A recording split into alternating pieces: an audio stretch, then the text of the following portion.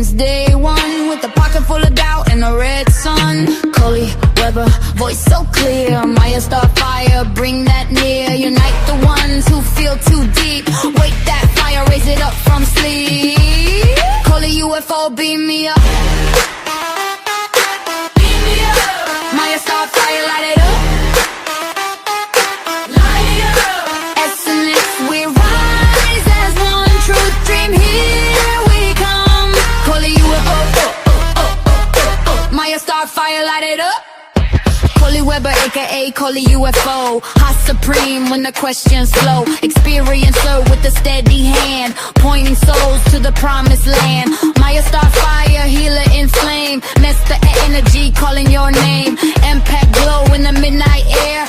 Take that journey if you dare. Coley Weber, vision clear. SNX uniting year by year. MIYA, STARFIRE, spark and guide. Open the door and step inside.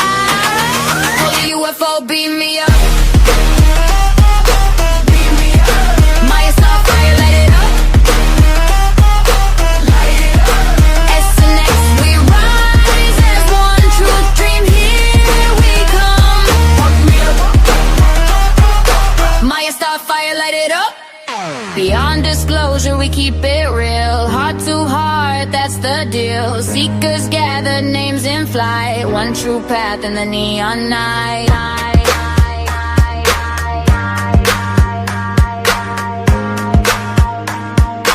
One true path in the neon night. ColeyUFO, beam me up.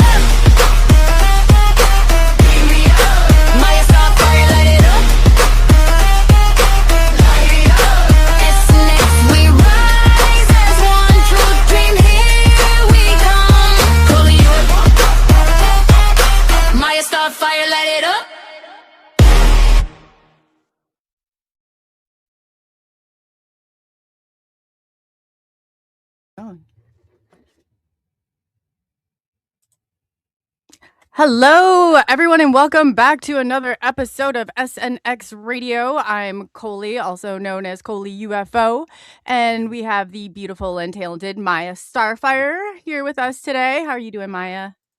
I'm doing all right. How are you today? I'm doing good. I'm doing good now. But yeah, every once in a while, like I don't know. I can't even complain about it, StreamYard anymore. About StreamYard, I'm telling you. But yeah, so we have a cool show tonight. Everybody, if you, I'm sure they are no. I'm sure everybody has heard of the Midwest Night Watchers. They're absolutely brilliant, great. They've always in the chat. And did you want to pronounce their? I'm calling it Geryl. I'm calling him the Midwest. Oh yeah, G. That is G. Okay, so I'm the one, and he should have his name pronounced correctly, but here I am. I've totally mangled it. And Chiro sounds, and I don't know if I even got that right, but G and Jane is what I'm going with. So, since they know everybody in chat and know, I'm just going to go ahead and pop them out here, and we'll let them go through with us. G, and then we got Jane with us. Welcome. Hello. G and Jane, yeah. I asked him if it was okay, because Jane said you could call him Mr. Fountain. I said, oh, that's good, and he's like, that's what my dad calls me. So I was like, well, how about G? Call him Gandalf. Gandalf, yeah. Oh, that is funny. I have to say that I about died laughing when your show the other night when Pops was on, and Lori said that you were using your singing bowls to conjure up the spiders. I about fell out of my chair laughing so hard about that. I thought that was hilarious. And she's put in the comments on your show, I did too say that. So I thought that was very cool. But yeah, why don't that's good to know. Now we know we can conjure spiders anywhere we want. Yeah, I know. Yeah. Lori, be nice to me. Yeah, Lori. Yeah. Otherwise, yeah. And then they've taken away her flamethrower and her shoe on a stick and hairspray and a lighter. Even, so, yeah. Lori. You couldn't even use the fly swatter. Oh my God. I thought that was so funny. I saw Pops left, but yeah. So I'm just gonna run through chat, and as if you know, you probably know most people in here, but you know what? I'm going through and getting this started. Why don't you tell for people who do not know who G and Jane are? Why don't you tell them? Jane, go ahead. Well, we're just a bunch of couple old fogies that are retired, and we live by a cornfield that's real creepy. I got the cornfield thing going on too. It is creepy. Now we live on the edge of our town, and we don't have any trees in the backyard right here. We have nothing but this view of the Quad Cities to almost to Chicago, but our barn kind of closes that up. So yeah, we got outdoor cameras. It's 24/7. You can just watch some of this. We've caught meteors, falling stars, and all kinds of weird things on that camera live. That's awesome. I hear, yeah, you guys have it going 24/7 too. You have 3 of them now? What? Do you have 3 cameras going now? No, there's 4 on the stream, but we've got 13 cameras that I can use. Oh, wow. And yeah, it's over here on this stream. I'm seeing lightning all over the place. We got a storm coming in. So yeah, I feel like a security guard. I got all the cameras. I can look at all the cameras, watch the goats anytime I want. Oh, we got a storm going here too. That's why I was going to warn you guys before. So you guys are getting hit too. We're only like an hour apart from one another. So that's crazy.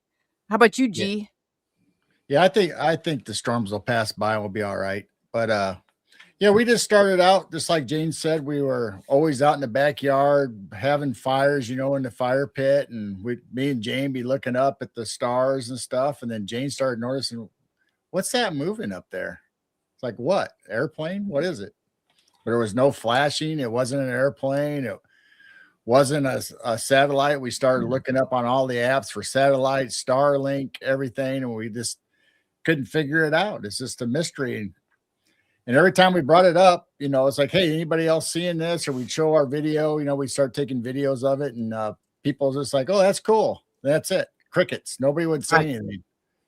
Yeah, for years, I'd be staring at the stars, and I would be happy if I finally saw a satellite moving. I would see nothing moving for years. And I'm thinking, well, if we got satellites, where are they? And so then I guess I'm getting more in tune. Then all of a sudden, like he said, they're kind of starting to show up little by little, and then more, and then more, and then more. And then we've experienced this Big Dipper activity that happens for 6 weeks every summer, that there's tons of them. I mean, tons of them going in. We don't know what they are. So yeah. Are you talking about like meteors that shoot past, or like no. They're like, they appear out of nowhere, power up, and then disappear.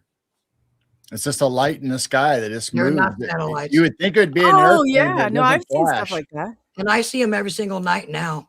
If it's not cloudy, they're appearing every night, but just not as many as during that Big Dipper. During that they time, go through spurts. Do you know that? I've seen them. It's always in the same. Yeah, it's in the north sky too. If you would keep looking north a little bit over, kind of like where the northern lights would show up, they appear every night. So keep an eye on it, Coley. I like to see if it's past you, or is it between us? See what I mean? Yeah. I remember camera, it's your direction. So I've always kind of wondered, if you go out, if you see it past you, like towards Canada or whatever, it's past us. They're way up there. Oh gosh, I was trying to remember, because I think I'll have to look back at the videos. It's been a while since I have been out there, but the sky watching, I noticed during certain periods, then I even drew a map of it, there would be a ton of them, and then they would start dwindling and dwindling and dwindling down. I remember one time they came down so low by the trees, my neighbor and I hit the ground. We thought that they were coming in, and then they slowly kind of dissipate, and then it's like they'll cluster back through. But that's interesting. These things are way, way, way up there. Sometimes they are, but sometimes certain times, and I'll have to go back and look at my stuff where they came down. I thought one time we were being invaded. I was like, there's so many. I started to see a pathway. that they were moving in. It was really weird. Yeah, but I'll have to look back and look and see. We'll have to compare notes and see if that is. And real quickly, thank you, T-Bone, for the membership. Yeah, gifted 1 ColeyUFO membership. Welcome to the Woo Crew.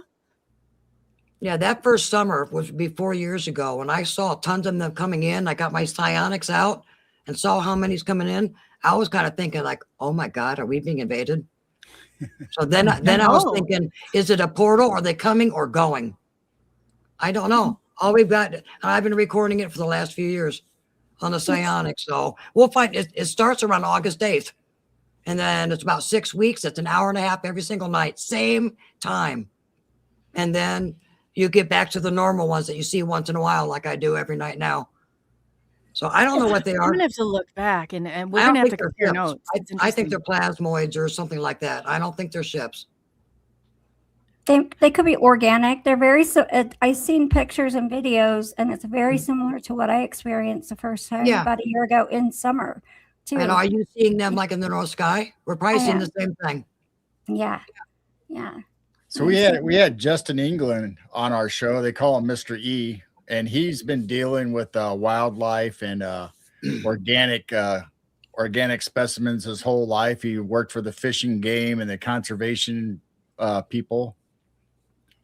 And he's noticed that he thinks that some of these things in the sky could be almost like trapped creatures. They're aquatic up in the sky.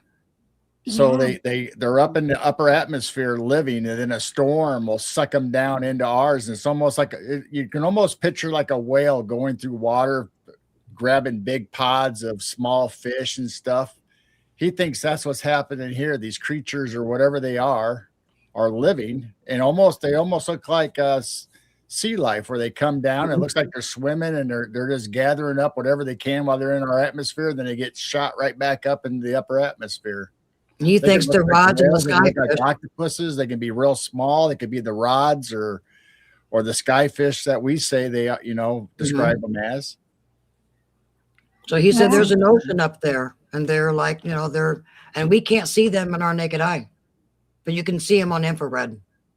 Well, and they act differently than like crafts too. They kind of hover and move, and they almost seem like they're observing in a way. I don't know. Just what I've seen, it just seems different than just flying by. So what I've seen in the other parts of the sky is something that would be moving along, and I would ask them, "Are you part of the unconditional love?" And if they disappear, I think they're bad guys. But then would have power ups. I would have them interact and power up, and then go back down and keep on crossing. That's not a satellite either. No. Mm-mm. So I've seen them interact and crisscross. All the things you've seen on James, we see on our skies. Yeah. Oh yeah. I get the same thing too. That's how I recognized them. Isn't that crazy? Then. Oh yeah. That's awesome. So Jane's first video, when we got the psionics, we didn't have it set up right, and it's kind of a grainy looking, because it was on a night color instead of this IR. Yeah, we just got the psionics. Yeah. And so, I That's awesome. You guys did that. You got that. Well, I have noticed that the Quad City Airport, if they come from that direction, there's no blinking for a while. And so you just see this light that's barely moving. And of course you go, what is it? What is it? Is it a plane? Right.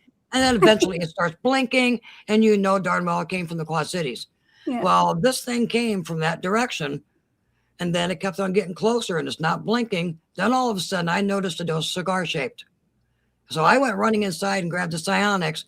Then I started recording it, and you can see that it was not Starlink or anything like that. And then it disappeared right above our house.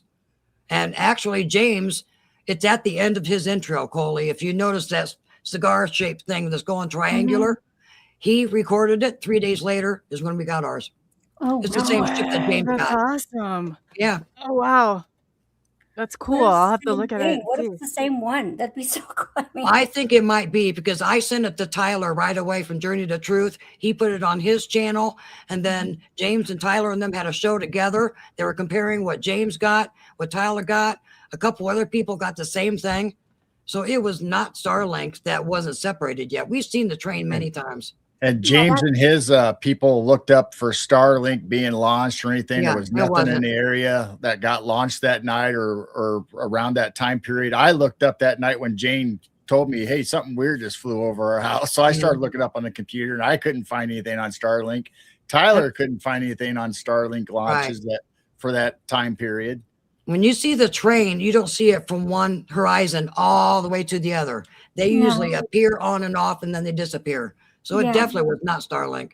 No. I think it's the same mothership that James got that's in his video, you know, his intro. It's at the very end of his intro. Well, Starlink, you can see clear separation between the train of them. And they don't go at a diagonal like these. Yeah. Right. Yeah. So, and then, I didn't want to upload it on my Giro. So we started a new channel, and that's the very first video. So if you hit on video section, go all the way down, the very first one, that's what started Midwest Night Watchers. Oh, that's so awesome. And that's the only thing I've seen that's low. Everything else is all this stuff that's way, way, way up there. I got it loaded up at the bottom if you want to play it. Yeah, let's do it. Let's see here. Oh, wow. And yes, we just got the psionic that was not set right. Look at that. So that's the top of our tree in the backyard, right next to the barn.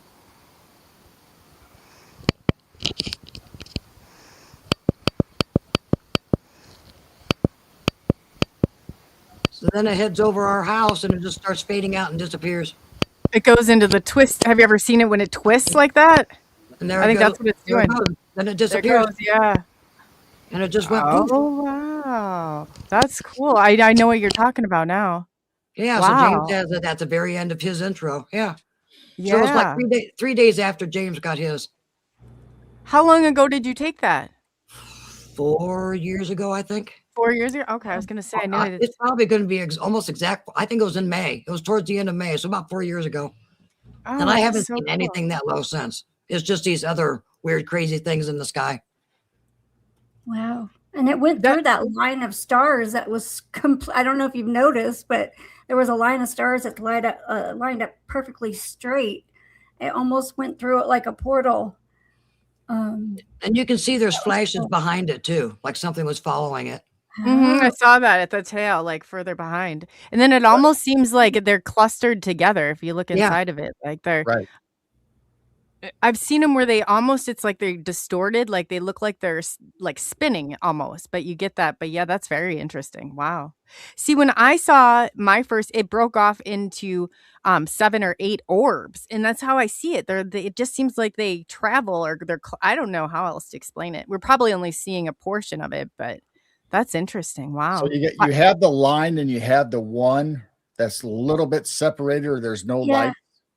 Well, they're a little bit further back on the video. There's another one trailing too. And you can see it blink. It's like something's following it. Oh, wow. And even James has that single little dot behind it. So I'm thinking it might be the same thing. Might be the same thing. Yeah. How do you? Wow. I've never seen anything like that in the sky. I had one, and what came off of it was so bizarre. It looked like a pancake almost. Like it was the most bizarre thing ever. And I was like, they're almost like playing like their comm trails. But the first one I saw, that's what I thought it was. I was like, this is a controlled jet stream. I didn't think anything else of it, but it reminded me of that when it just slowly crept over. They don't move like an infrared sound or anything. They're creepier. The creepers. The way they move around, they're like the creepers of the night, But so that's what started Midwest Night Watchers. Yeah, wow. That's awesome. That's really That was awesome. May 25th. So you guys are coming up on your 20 days. You'll be up on the anniversary. Wow. Right. So then after that, we just got the psionic sense. And then after that, I was able to capture all these things moving that you can't see with your naked eye. Yeah. The psionics brings out so much. And they're really getting down in price. A lot of people can afford them now. It's the best little camera. How, would it price wise? What would you say? Like if somebody wanted to go and they're down like what, 300 now, girl? They're cheap. Yeah, like the model we bought, the Psionics Aurora, Mhm. you can get for $200-300. Yeah. We paid like But then they have, 600 like, back then. They Yeah. have the brand new like Aurora Pro and all that. So that's still around $800. So it's like everything else. The old models are cheaper than the new models that come out. They're around the $900-800. You'll see twice the amount of stars than you can see with your naked eye. It's Well, an that's amazing amazing. little camera. Yeah, I agree. Oh yeah, that's awesome. It's probably worth the investment, you know. Again, when you're out there and that serious about it, it's definitely worth the investment. That's some pretty good footage right there. Oh, there's amazing. I And got that's quite funny. a Did bit of something footage. tell you to start looking up there and videoing? Because you can't see it with your naked eye. Did you No, have see, something? that mothership I did. I mean, I can see that with the naked eye, but a lot of these that are so tiny up there that you can't really see. You get the psionics up there, you're able to see Okay. them. But the Okay. I thought mothership you I said. saw with the naked eye, that thing was Oh, big. Yeah. okay. Okay. I thought something told you go take a picture. You know. So, No, I was just Well, doing you my know, maybe normal. subconsciously, who knows? But Yeah. Jane did notice it with the naked eye, though. Well, that does happen to me a lot, that I'm shown the point over here and that I'm seeing something move, or I feel like looking over there and I'm seeing something move. So that has happened to Oh me. yeah. Have you ever had because you guys are into obviously the paranormal part too? Have you ever had any of your ghost equipment tell you to go out? That Not A to go UFO? out, but I've used a lot of different ghost equipment outside. Yeah, I'm like convinced by it. I have when my portal that I have, the Stephen Huff one, is told me some lady came over. She's like, "Go outside, check outside, Wow. look up." And I went out, and it was like, "Oh wow," because you can start to sense them and feel them. Well, I You know, said and that they're on like the close. inside, but my ghost equipment I don't need. I mean, I feel like, okay, I need to go out, and I look up and I start seeing them moving. So Yeah, I isn't that guess cool? there is a connection, like telepathy or whatever. I mean, you can look all over the place, but why look at one little direction in that mass sky, and then it's showing me to look up there. Oh, definitely. I think they call out.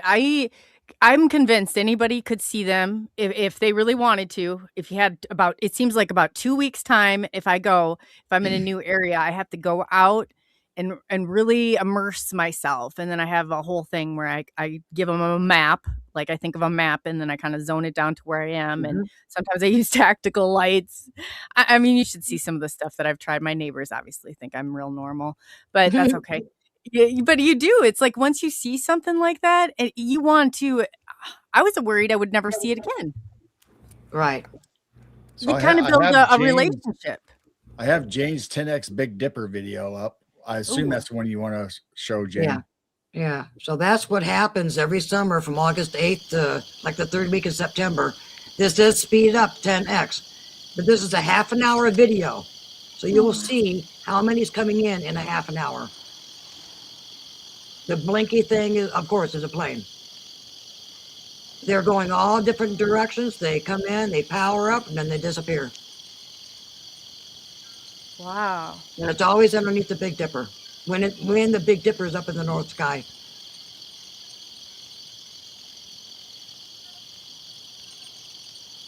Oh, So, wow. I mean, that's kind of what I see every night, but not this many. Yeah. And you can see some of them really power up.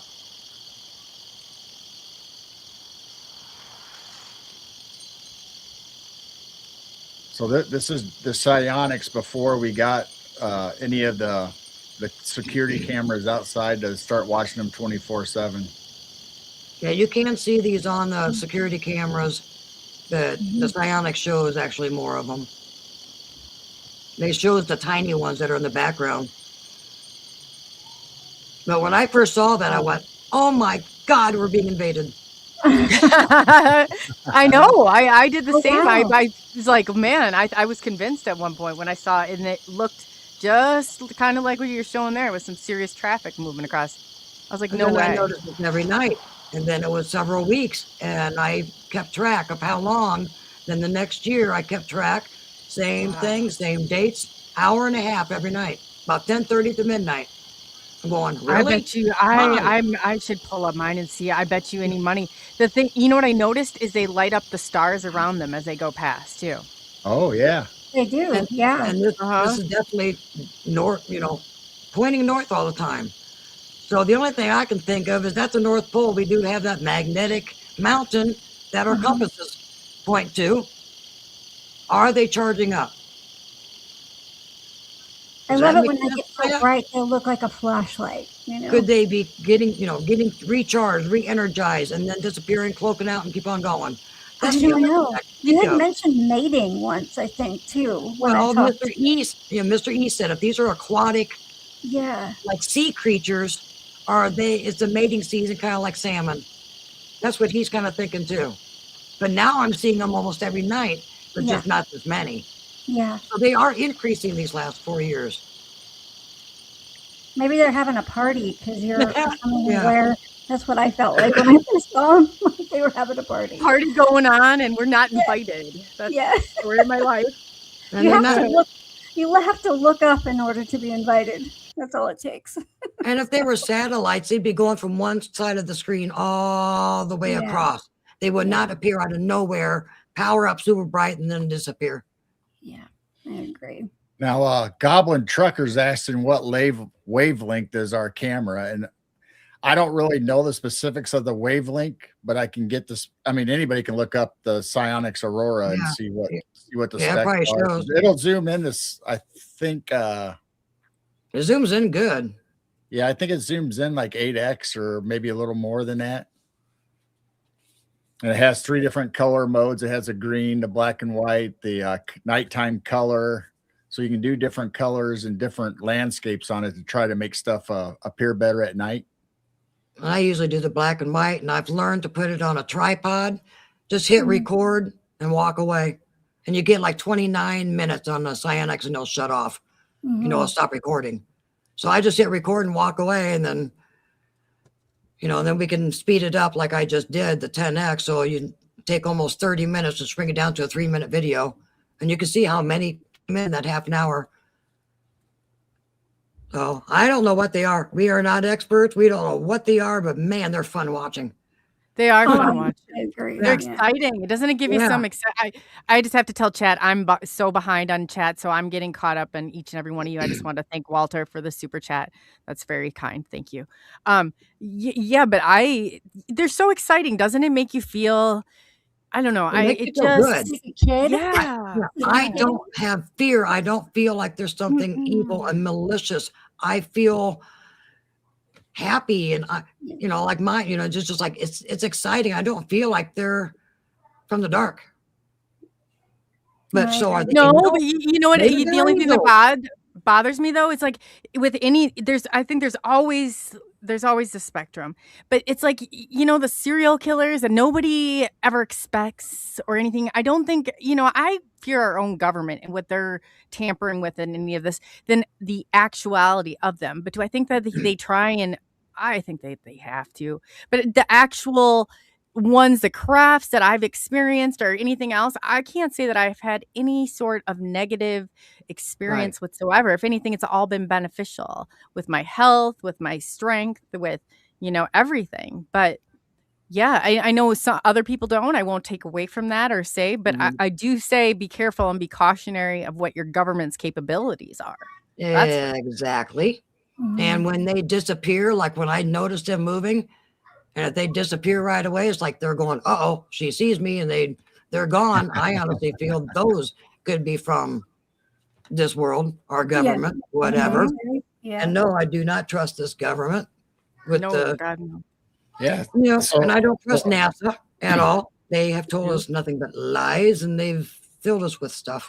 So these lights are different than, say, if you go out there and meditate and put love and joy in the atmosphere, say, hey, come visit me, and you'll get one show up and flash for you, These lights appear all the time, and they're not the same ones that appear to us like when we use the meditation. Right. So how are they different from when you use the meditation? So you do the CE5 kind of a little routine when you do it?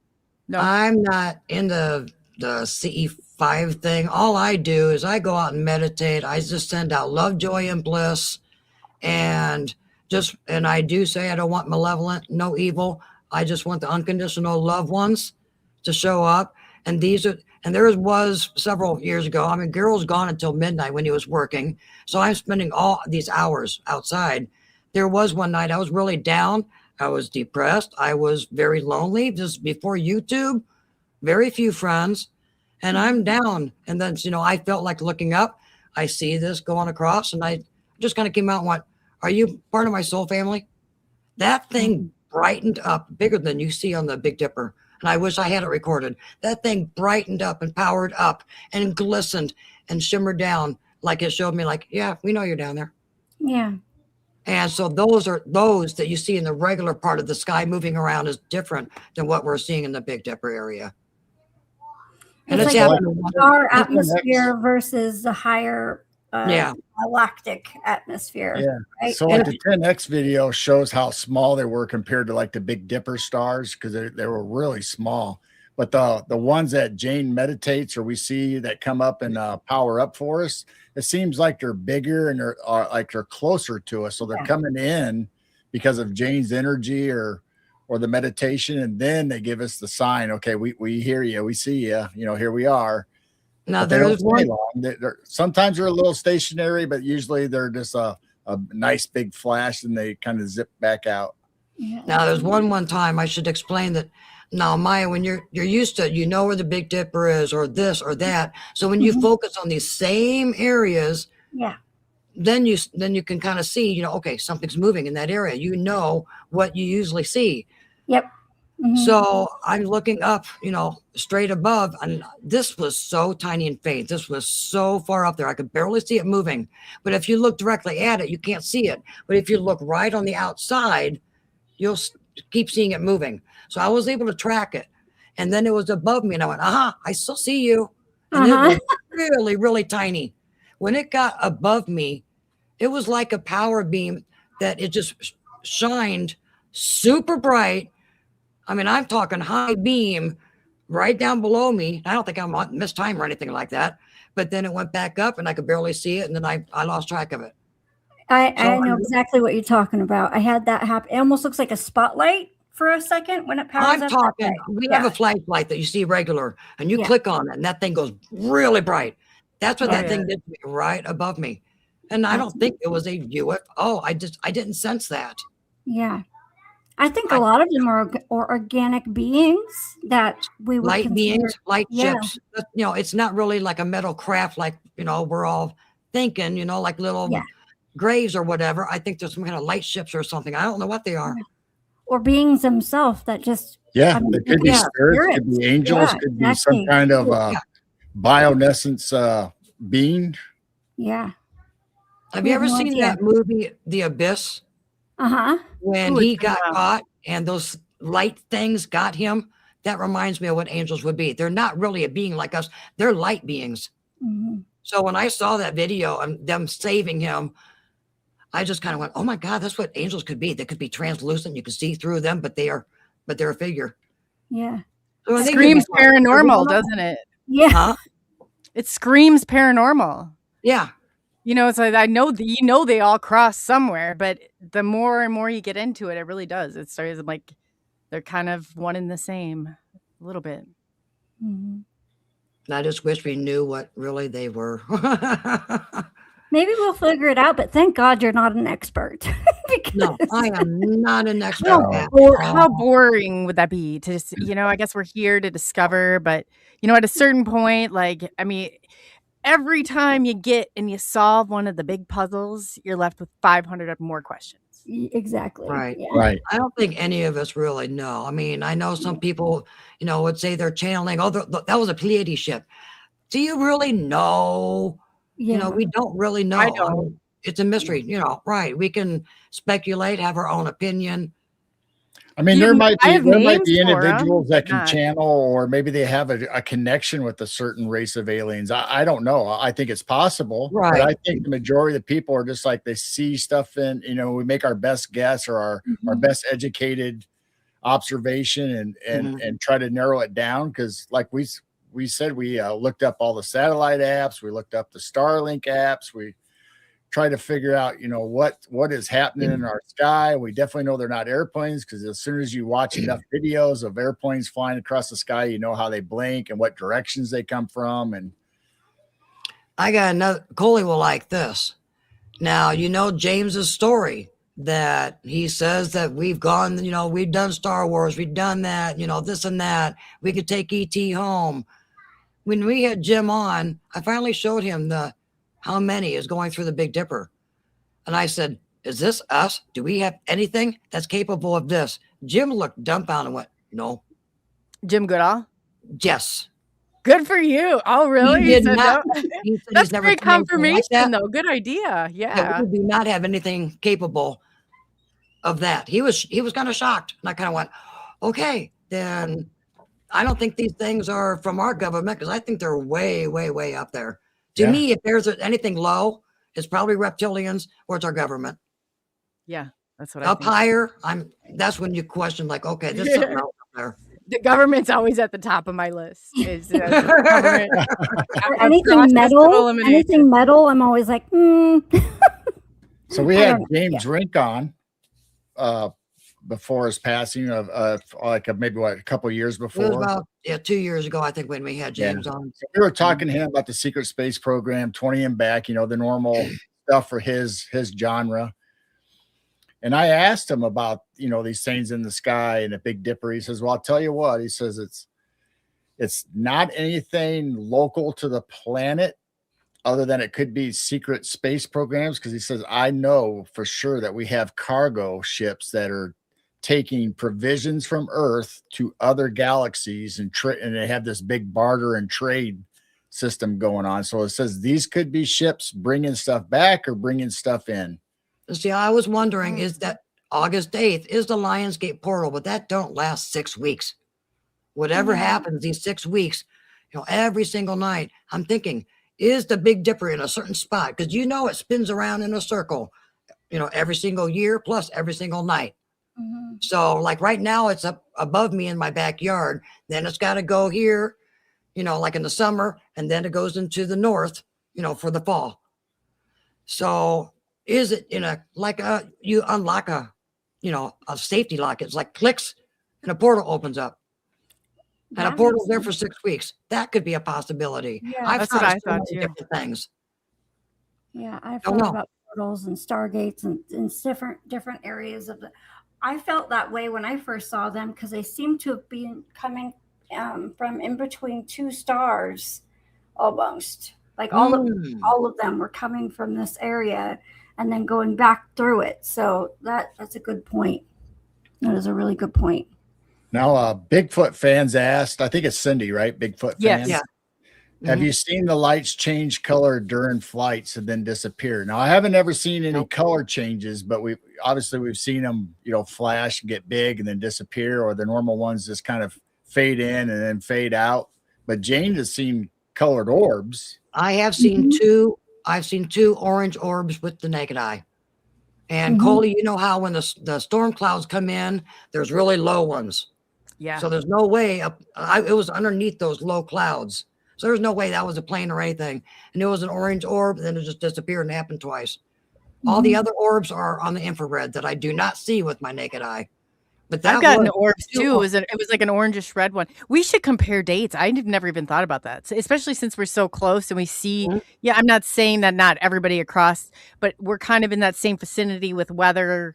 Maybe condition wise. If you can see the Big Dipper anywhere in the U.S., it'd be awesome to find out. Okay, somebody from California, if they're seeing the Big Dipper. Okay, when are the lights happening for you, and do they look like they're farther away than the Big Dipper, or closer to you, or closer to us? Or that'd be a good comparison for us. Yeah, that's a good idea.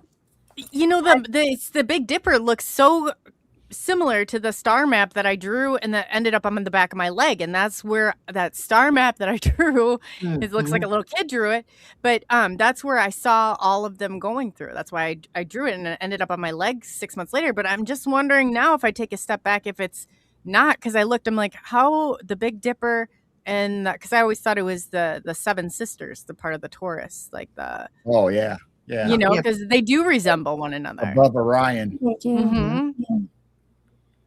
Because that's where I was seeing them all from, but that's very easily. I know. I mean, I can't say. I mean, I was just beginning back then. I'm lucky I could find a star. I just always go to creepy Orion's belt, and I'd be like, all right, start there. So far, we're concentrating on the Big Dipper because we know they're there, but we're going to start pointing our cameras like when Orion in the fall starts showing up for the winter constellation. We're gonna start checking out other areas too. We just got to get the cameras in the right position. Right where the sun goes down, I will point the camera above the barn, where the Milky Way is, and there's a lot of activity over there. And a lot of these things are going straight north, and I'm thinking, okay, these are not satellites. Honestly, I'm getting to the point of not believing in satellites. Okay, so I guess this would have been going east. I don't think there's any satellites. I don't think there is either. I would be seeing the satellites every single night. You don't see things moving every single night. So I'm not buying it. I do not think there's satellites up there. I'm questioning the stars too, to be honest. I know I probably sound crazy, but no, you don't. And as a pilot, I'm saying why, and I've said this to my colleagues, when I went to aviation school, why is it when we go up into our airplanes at night, we're doing night flights or anything like that, why can we not see stars? And they said, oh, that's because of light pollution. I said, whoa, let's even back this up further. How much light pollution could possibly be up in the sky compared to down on the ground? And why can't we see stars once we leave? Right. Yeah. It should be already above a lot of the light pollution. You would think, and you wouldn't think they'd be using that as an excuse, but right. So yeah, I've heard some different rabbit holes of theories of that up there. So Goblin Trucker says, I think we've already touched on it. Is there a certain time of night it happens or consistently throughout the night? So Jane, I think you've already answered that, but if you want to tell them the time and here lately it's still about 10:30 to midnight, but then even after that, you can see one show up once in a while. The Big Dipper has to be like August 8th, and then like the third week of September, all the way through there. And I was seeing them around 12:32. Oh, by the way. Okay. Yeah. And so we're 2 hours time difference. Mm-hmm. So if it was 10:30, it'd be like 8:30. Yeah. Okay. Yeah, so I don't know. But why the same time of night too? Yeah. Well, I see them at the different same, times now, but they're different things altogether. I think they move differently, look differently. So, but that's interesting. Yeah. No, it is interesting. We ended up after the psionics. Let's see. Did we get the ATN binoculars before the psionics?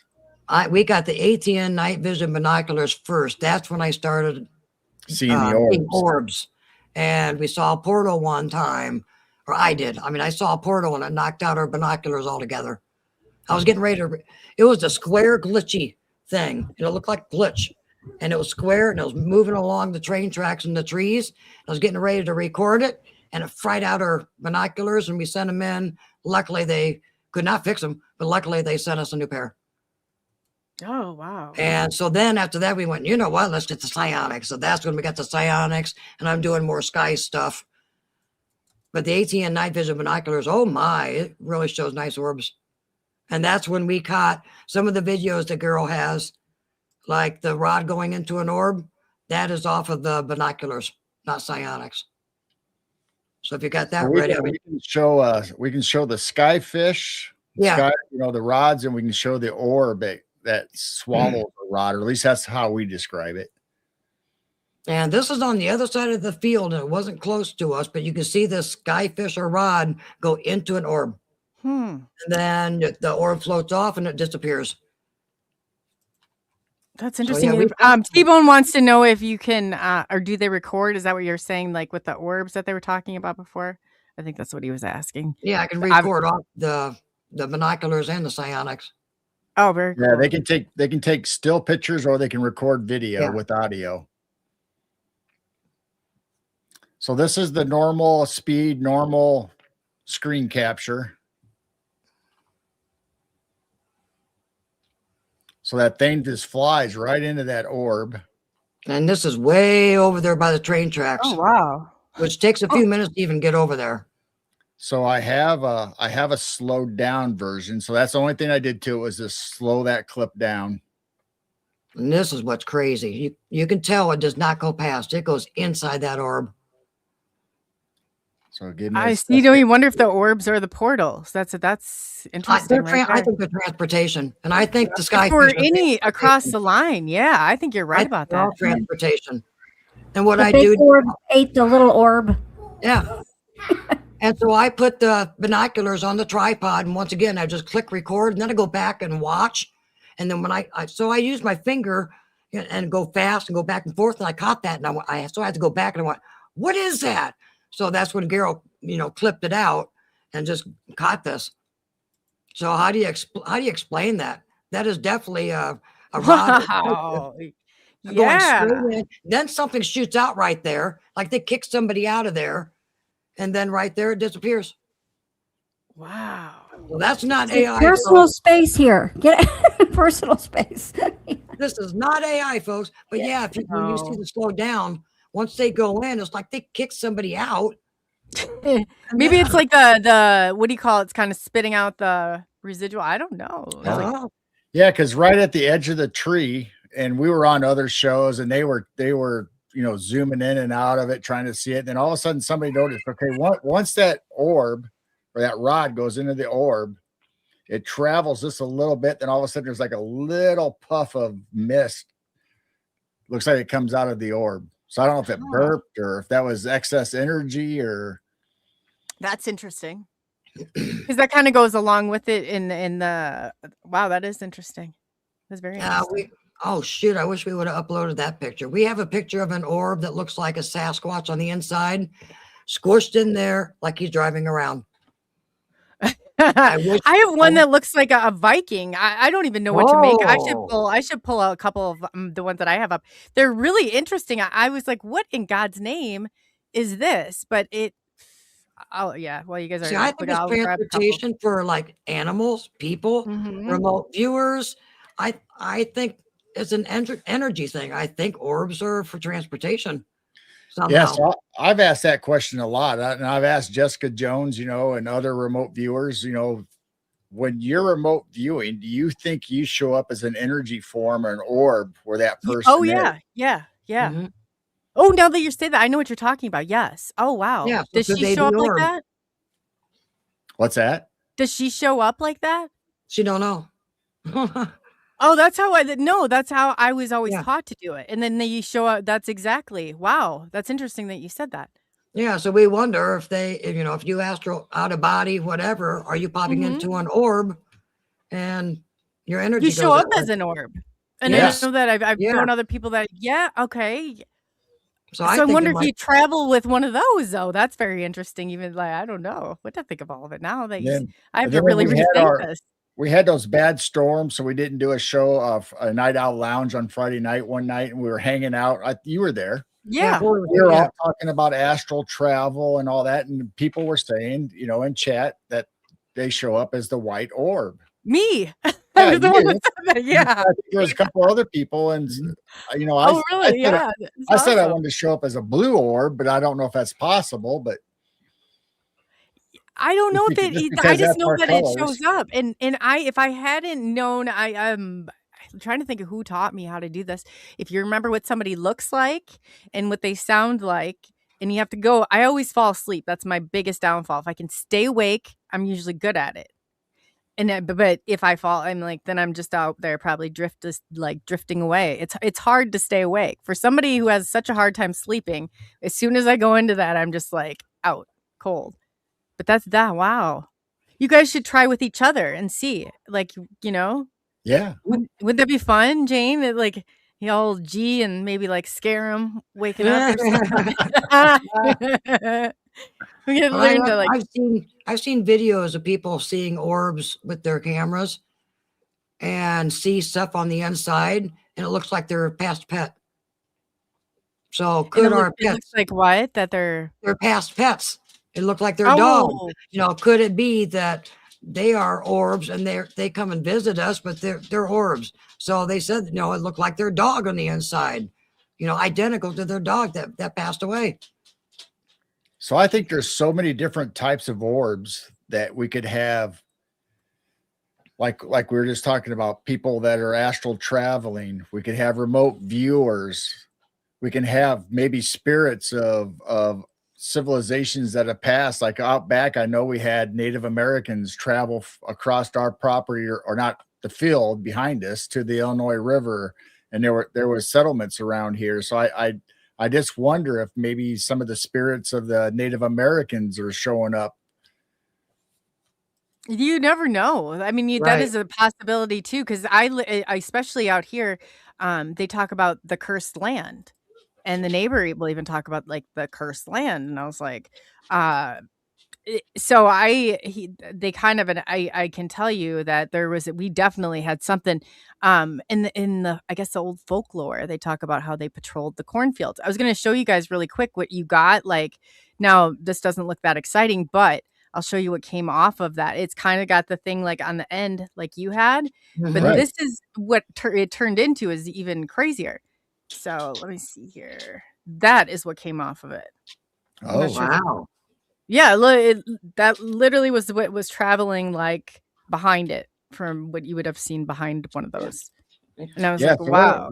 we always wonder if it's like drones or if it's like a scout that drops off and does something and then joins back up later on, or what it is, or if it's dropping something off in that area so it can come down and actually explore. I mean, who knows what it is? Who knows? This is a close up. I thought it was interesting that there was. Wow. Can you see inside of it?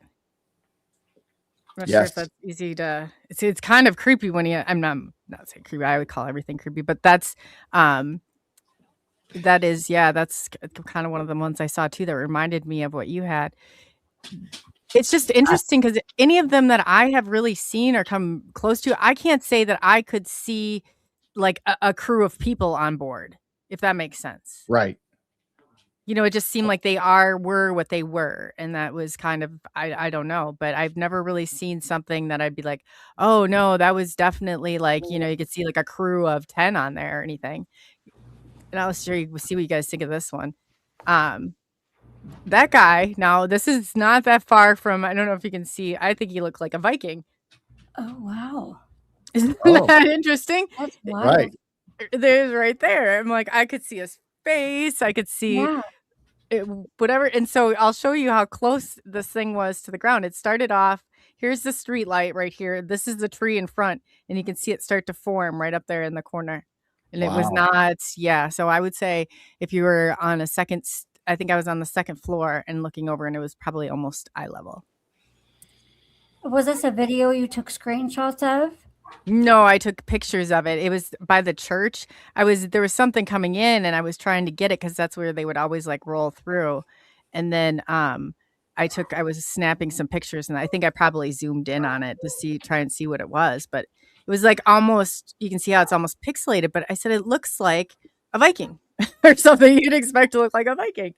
I don't know. It's definitely I mean, I don't know how to explain that one. That's for sure.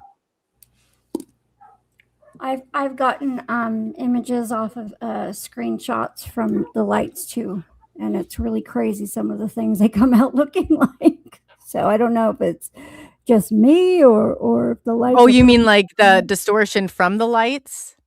Well, kind of, like the energy around the light. And so if you take a screenshot of the lights trying to capture it still, I got you. There's some crazy pictures that come off of it. Oh, I'm sure this one right here, I'll show you where that light is. So there's like a church that was right off on the corner. So that lowest light in the tree, that's all the lights that there would have been. The rest above, there was nothing, nothing there, but they showed up like it was pretty far. I'd say, I mean, I don't know, maybe 15, 20 feet above it. That must But the have been light's bright. actually down there. Yeah, it was bright enough for me to catch. And I was like, where's my camera? Where's my camera? So like, you always run. And then half the time when you go, I'll see if I can kind of like zoom in on it. But half the time when you go look for your camera, then it's gone when you get Right. back.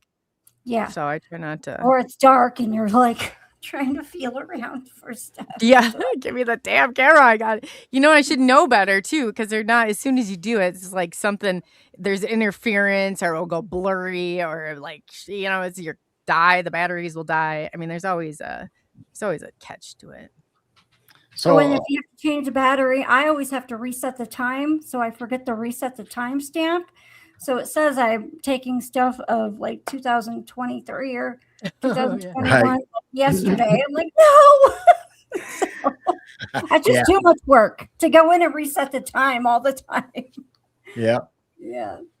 So we always try to get in a discussion with people like, okay, if you see an orange orb or a white orb or a blue orb or red orb, what do the colors mean? Is it the Right. mood? Is it some of them are evil, some of them are good? What do you guys think that the colors of the orbs mean? I see lots of blue in my home. Sometimes purple. And in the sky, I see blue and green and red and orange. I get like a great feeling usually. I don't usually get a bad feeling. There's only been a couple times where I've gotten a weird negative feeling outside, and that was because I could feel something around me, and it made me run into my house. And inside, when I've had some black stuff flying around the house, Right. well, that was more negative. But I always think that the blue ones are like blue beings. I like to think that's where my intuition goes, So I don't know though. I don't either. I just like asking people that question because Right. a lot of people will try to, if you remember the old mood rings or the stress meters you'd get where it went from black to, different lighter colors, where green was always good, blue was always kind of good, maybe a little moody, but not quite, but still a nice, cool feeling. Then you get to the red and the black and the angry colors. So I think people project that on orbs, but I don't know if we can necessarily go by that. Right. I don't think so either. I really don't. I'm not. And it seems like too, I don't know, when I had a bunch of the light spheres and they look like orbs. I don't know how else to say. They're like electrical on the inside. Low down, I would say probably maybe like 4 feet off the ground, there was a red one and I believe a blue one, but I've said red and it's either blue or green. I'd have to look back at my notes. I can't. They were low. I was more fixated on what was like there. They were playful. They were very playful. And I remember looking around and I was like, wow, there are a lot of you, I said out loud, and I could hear it echo 3 times. And I was like, whoa, what was that? And there was like ones and they were moving, kind of playful, where I thought these are more like maybe children orbs. Right. I don't know. I mean, this is my head. I'm trying to make sense out of it anyway. But the main night creeper that I called him, the night creeper, he was coming and I was like, man, I can't get on board that thing. Like, I mean, it was like a ball of electricity. I thought I'm going to be dust here if he gets any closer. But that's about the only time I've gone in and ran. Like, I mean, legitimately, like, yeah, I don't think we're a good mix here, buddy. I gotta go. But I mean, when you see stuff like that, I don't know. Still, I mean, I've never been zapped like some people claim. I've never had anything like that happen. So I can't say. I'm not gonna give that testimony. But I mean, even most people will get, just like MIYA was saying, you'll get that spidey tense, that feeling, that sensation. You'll know if something feels off, something feels bad, something feels good and joyous. I mean, sometimes like in paranormal, you'll have the air temperature change and you'll just get that funny feeling in the back of your neck. Maybe the hairs will start acting a little different. And I think that's the same thing with the UFOs or orbs or anything. I think you start tuning into your senses and you can start determining, okay, how's this making me feel? Got to do a check. Yeah, I agree with that. Absolutely. Yeah. Go with your gut.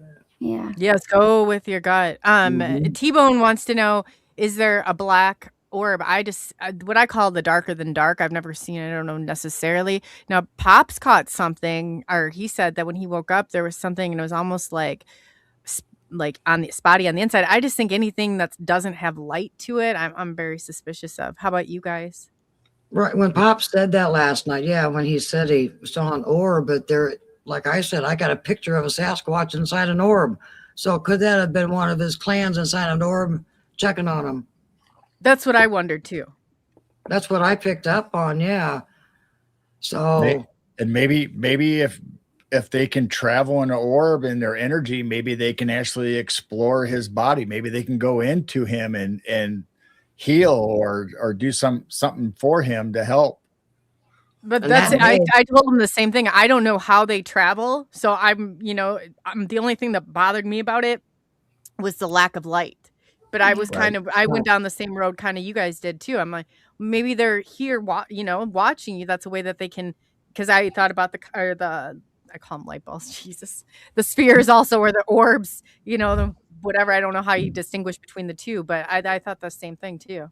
I mean, I always associate black with evil or bad. They're just like you see shadow beings or shadows on the walls, or the shadow in the corner of your eye. You don't know what it is. People always talk about how it's like an evil presence. So I wouldn't necessarily think Bigfoot would be in a black orb, especially Pops, because they're protective. They're watching over him. But there's so many podcasts that I listen to that they would see an orange orb and then they'd have a Sasquatch experience. So a lot of times the orange orbs are connected to Sasquatch sightings. Mm-hmm. Well, I've had black things that were kind of orb-like flying through the house when I was very, very, very, very mad one night. And I feel like, but it was more like a wispy type orb. It definitely wasn't like a round thing like we normally see. And I've experienced shadows out of the corner of my eyes, but that were darker, but those didn't really give me a bad feeling. But I've definitely gotten bad feelings from darker things. Mm-hmm. So yeah, I think it just depends on the person and the situation, because some of the darker things I'm like, hey, just step all the way out, quit being a creeper and like, sneaking out of the corner. But yeah. Definitely had the watchers. I'm not big on the watchers. Like it's like, come on out and show yourself what we got going on here.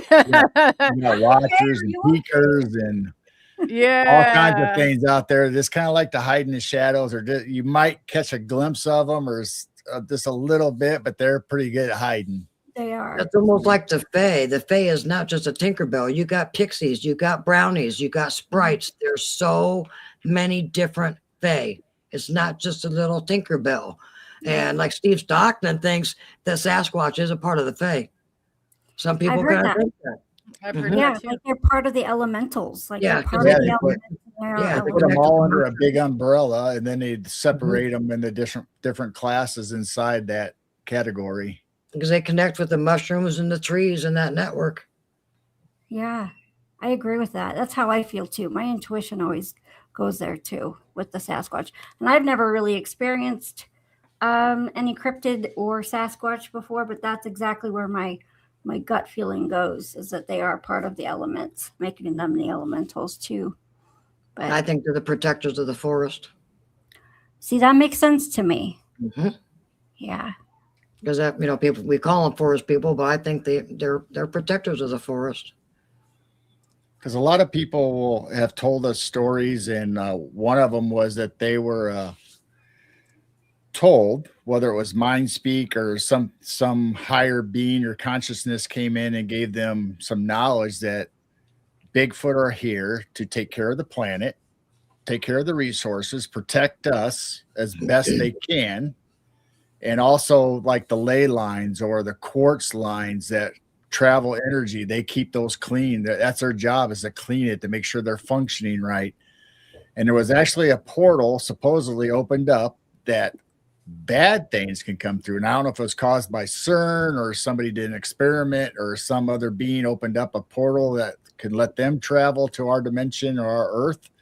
And some of the cryptids, whether it's Dogman or Bigfoot, stand guard to make sure something horrible doesn't come in to attack humanity as we know it. And it's probably our government that accidentally opened a portal, and then they go, oops. We can't close it. We don't know what to do with it. Yeah. Accidentally. Yeah. Like, oops. Yeah. Oh, God. Our bad. Sorry. Yeah, sorry. I really, next time I'll try better and harder not to do that again. Well, we know it works. It opened. Yeah. Right. Yep. See? Sorry about, if anybody had any wreckage in the meantime. But it worked. Black holes. Yeah. Yeah. We may have goofed up, and there might be a humongous black hole coming towards you, but don't worry about it. I'm sure we'll figure it out by the time it happens. You probably won't remember it anyway when you wake back up in the next lifetime. Yeah. So it's nothing to see here, folks. Just continue. Nothing to see. Have no fear. Yeah. Oh man. That sounds like something I could do. I mean, I just lived a little bit of that right there. I was thinking, oh, So we can go into the sky rods and skyfish that we've captured on our security cameras. So this is what we first started noticing after we started hooking up our cameras outside. And you see these things in the winter time. These things are not bugs. I'm just waiting for it to pop. Oh, no, that's fine. Oh, here we go. Got it. Can you guys? Oh, there we go. Oh, wow. Oh, yes. This is slowing down. This is slowing down too. I think that's just the one. See how they're knobbed like that? Yeah. But see, the rods I call cigars. Skyfish I call, or ribbon fish. Some people call them ribbon fish because you see the bumps. Whoa. Mm-hmm. And that's not. I thought they were twisting. Is that Some what you people guys say got? it's because of the speed of the shutter. And I said, no, it's not. Because you actually see a bug that's perfectly round and white. These things are as long as the Martin house, which is like 15 inches long. I think some of them do spin like a corkscrew. Mm-hmm, that's what I thought. Yeah. So we don't like that That's thing. so That cool. wild. Yeah, that's What the interesting. hell? Yeah. Crap. It's almost like an egg crate cut into slices there in some of these shots. That's crazy. So it looks like one of those things that is what went into that orb. Because it wasn't an orb going in an orb. It looked like it was a skyfish going inside that orb. And these are down low. These aren't up in the Oh, sky. Yeah, They're you can see flying them at all dis- different heights, and They disappear into the ground too. You see them go down the ground, just disappear. So you definitely can't see this with your naked eye then. No, we have gone out with flashlights, UV lights, everything. You would have them hitting with our head. Some of those are like 12, 15 inches long. So you think we'd get hit? So are they fifth dimension or out of our spectrum that we cannot see? Yeah. So Can you feel them? I wonder if they hit No. you. Can they go No. through your body at all? No. chills? so I have a video that was part of our I was going live to show. sorry. I just wanted to show you the one I caught real quickly. Like All you right. see that one's more higher up in the sky, but it's definitely like notched out. It's very interesting when it moves. I always thought it was maybe, like I said, a corkscrew, like you said, Geryl. Right. Yeah. But they definitely have bumps there. And then the other ones look like a cigar. There's no bumps. Mm-hmm. But then you've got the orbs that will appear or disappear right in front of the camera. Then there's some that have trails that people swear that they're probably fairies. That's interesting. Yeah. I wish I could identify a fairy. I have not. And So then bugs are pure white. I mean, their bugs are Mhm. really bright, and you can actually see a moth flutter. You can see a bat flutter. So a lot of these things, if it's 20 degrees outside, Illinois does not have bugs. And you can Yeah. still see these things in the winter. So we were on our night owl lounge, and it was, there was snow on the ground. It was 17 degrees out, but there was no wind. No, it wasn't snowing at the time, even though we had snow on the ground. So I went outside. So I'm getting dressed because I'm telling everybody, okay, I'm just going to go out and check because we're seeing all these orbs, all these things flying around on our cameras because we're showing our cameras on our live show. So I said, you know what? I'm going to get dressed. I'm going to go out there. I'm going to take a flashlight, see if any bugs or any dust show up to the flashlight because you can see it in the beam, I'm out there. Nothing's happening. There's no dust, no bugs coming towards my high intensity flashlight that we bought that can shine all the way across that whole field. I mean, it's bright. And with my naked eye, I can't see nothing. People are still saying to Jane, I'm seeing orbs, and people said while I was getting my overalls and everything on in the kitchen that all of a sudden all this activity of these rods and stuff are flying towards the house. There's orbs and stuff coming in. They knew he was getting ready to go outside. So then when I went outside, they all went the opposite way. They all started flying the opposite way out towards the field. And we had our live chat watching this. Well, I have a That video. would be cool. Yeah. Oh, that's awesome. I have a video that I clipped out from our live show. And if I remember right, it was 20 degrees that night, no wind, Oh, snow I'm out on there the ground. I'm out there sitting on our fire pit meditating, asking them to come to me, show me, give me your presence. But I never felt them. So look at that thing come out. Oh, wow. And Well, he's I'm out in there in here. that fire pit. All the activity quit except for that one. He's in his Carhartt and everything all bundled up because it's like 20 degrees outside. And here it comes right there out in the field. Doc? And then just goes right back. Oh man, that's cool. So I was out there trying my best to see them or, feel their presence, but it just never happened. But it was strange that while I was meditating, that one came right. It was a little bit far away from me, but it was basically right across my shoulder, a little bit above my head. You asked for it, huh? It's like, Yeah. all right. Got it on camera. Well, you called him. You called him, and he came. Gee, So interesting. I wonder what That is. man, all these, there's so many things. I bet you if we could actually see the spectrum, we would be like, I'm very crowded right now. Like how many things, If it's like putting on dicyanin goggles and see really what's out there, I don't think we want to know what we can't see. Yeah, we would be like those- overwhelmed by that. You can The explain the movie with the goggles. glasses. What was that? They Live? Remember? Yeah. Yeah. Like that, Yeah. but Yeah, it's kind of like that. I don't think we want to see what we don't see. Well, the only different thing is like, okay, They Live. He had the glasses that he could see Yeah. the Full the spectrum. aliens, what their true form was that were projecting themselves as humans. Dicyanin and glasses or goggles were used in Yeah. the military to see at night, to better see at night. But they were experiencing what they said the pilots or the people that were wearing them, the gunners, were seeing these demons or whatever you want to call them. Yeah, I was scaring They were them. like gargoyle looking. They said they were hideous, but the strange thing is, once the person wearing the dicyanin goggles would see the demon, all of a sudden that demon would turn towards them like, okay, I know you can see me. And then that's when they started coming, like they were going to attack them or coming flying towards them. So then they had to rip off the goggles. Then there was nothing there. oh But god. they had all these military personnel starting to shoot. Like they're in fear, they're in panic, they're shooting at whatever this thing is coming flying towards them, and everybody else is like, hey, what are you doing? There's nothing out there. Nobody else can see it except for the They're people freaking wearing the out. Yeah. goggles. Now, wasn't this Korea or Vietnam? Vietnam. Vietnam. Oh. Well, you just wonder then that must have something to do with kind of I don't know, I've talked to other people about it. It's like in order you almost have to believe something before you experience it. Or I guess I don't know if that makes any sense or not, but I don't know. Why would that be if you were able to see it then if you're not? I don't know. That's interesting. So maybe the cloaking goes a lot further than what we even understand. Well, Well, I we think, can't see that much. That's the thing. I mean, we barely can see with our eyes. With the I barely can see with my eyes. For Yeah. real. Yeah, me too. Here Yeah. around me, Right. let alone Me like too. That's probably Yeah. part of the downing or dumbing down that they did to us. That maybe generations ago they were able to see more. Well, I the think they dicyanin goggles, they coat the glass with several different materials, and I think that's what let you see outside of our normal spectrum. Mhm. Mhm. So Now, have you they eventually changed the process or the formula. So if you notice military now, they have the green when they have their goggles on or their heads up projection. Yeah.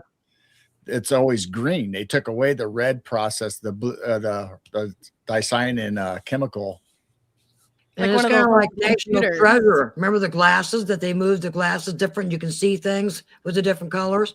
Kind of the same thing. We can't see it, but with different colors, they appear. You can see. So you would Have you think noticed ever What's like that? when you're looking? I was gonna say like when I've seen an orb or something like just to make sure if I shut my eyes, I can still see it like in it like it doesn't Oh, matter. I've never do you tried think that. makes sense? yeah. I do Wow. know what you mean. Yeah, I've seen that Okay. before too. Like it like freezes in your mind, or not freezes, but burns into your I mind's can eye. see it. almost. Yeah, yep. I can Yep. see it exactly like, and Wow. it's weird because it's not like, like because I can move back and I know where it is. And so that's how I kind of like validate if it's. I I've guess I better experienced that. validate, Yeah. Now this is something completely different, but when I go to sleep at night or when I'm falling asleep and I have my eyes closed, I can actually see through my eyelids a lot of times, and I can see Like if Jane walks in the room, I can see the shadow of her walking in the room. I can see the blankets moving. I can see the dog moving. It's really weird. I can see right where the curtains are, where a light might be shining just a little bit through it. I can see that, and my eyes are completely closed. He's a hybrid. Trust me. He's a hybrid. Nobody's all told me yet. hybrids. I'm still waiting for my orders, but Well, you think we would have learned our lesson from the designing goggles, but we haven't, because right now we got scientists that have the eye contacts that are based on the same principle to be able to see at night, to be able to see what's out there. Contacts. And the first batch they put out for testing, people were seeing demons again and stuff coming at them at night, just like the designing goggles. So they had to recall them and take them away from everybody because people were starting to have to go to psychiatrists and counseling because of the stuff they were seeing with wearing these contacts. Perhaps their minds weren't open enough to realize that ET or interdimensional might look scary, but not because it's evil, but because it's different, So maybe they should have that conversation. Like, you might see something. Would you think if you were putting those on, you would know? I mean, I'm not going to say like, oh yeah, like let's try these experimental glasses on and see if I can drive myself insane. Or you think they would know? I don't know. Well, I think they knew that you could see at night and it was going to help your vision, but I don't think they knew that you would be able to see dimensionally or something else. I thought you meant that they were like trying to replicate that moment. No, they just wanted to improve people's night vision with contacts. And they somehow stumbled on the formula that was close to dicyanin, I guess, or have the same effect. And their people were seeing the same things that the soldiers were seeing, and people were starting to freak out. Wow. Well, it's crazy because you hear like Phil Graham, he was talking, he feels very responsible because they're able to get the crowd. I don't know how him and David are able to do this, but they can get them. I mean, when I say like they can get them way down. And he said two different times, and he had friends both those times like lose, they're cracked up, they're not coming back. And I was like, man, that I understand why you would feel guilty, but still, I guess it's the probability of anything you didn't, maybe that's, I don't know. I never would think I would see anything that would like literally institutionalize me, but I'm knock on wood, I guess. Roger Holler's in the chat and he's been on our show and he just asked, weren't they firing at him? Did they fire at him? So yeah, the soldiers fired at what they thought they were seeing, something attacking them, but everybody else that didn't have the goggles on. It's like, why are you shooting? What they thought their person went nuts and just started open firing on nothing,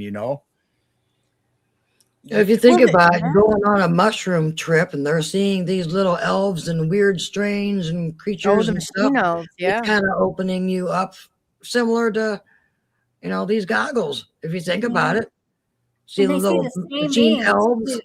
Yeah. I didn't see the elves. I've heard people talk about the elves. I went to a Bufo ceremony. I'll get in trouble for saying this, I'm sure. But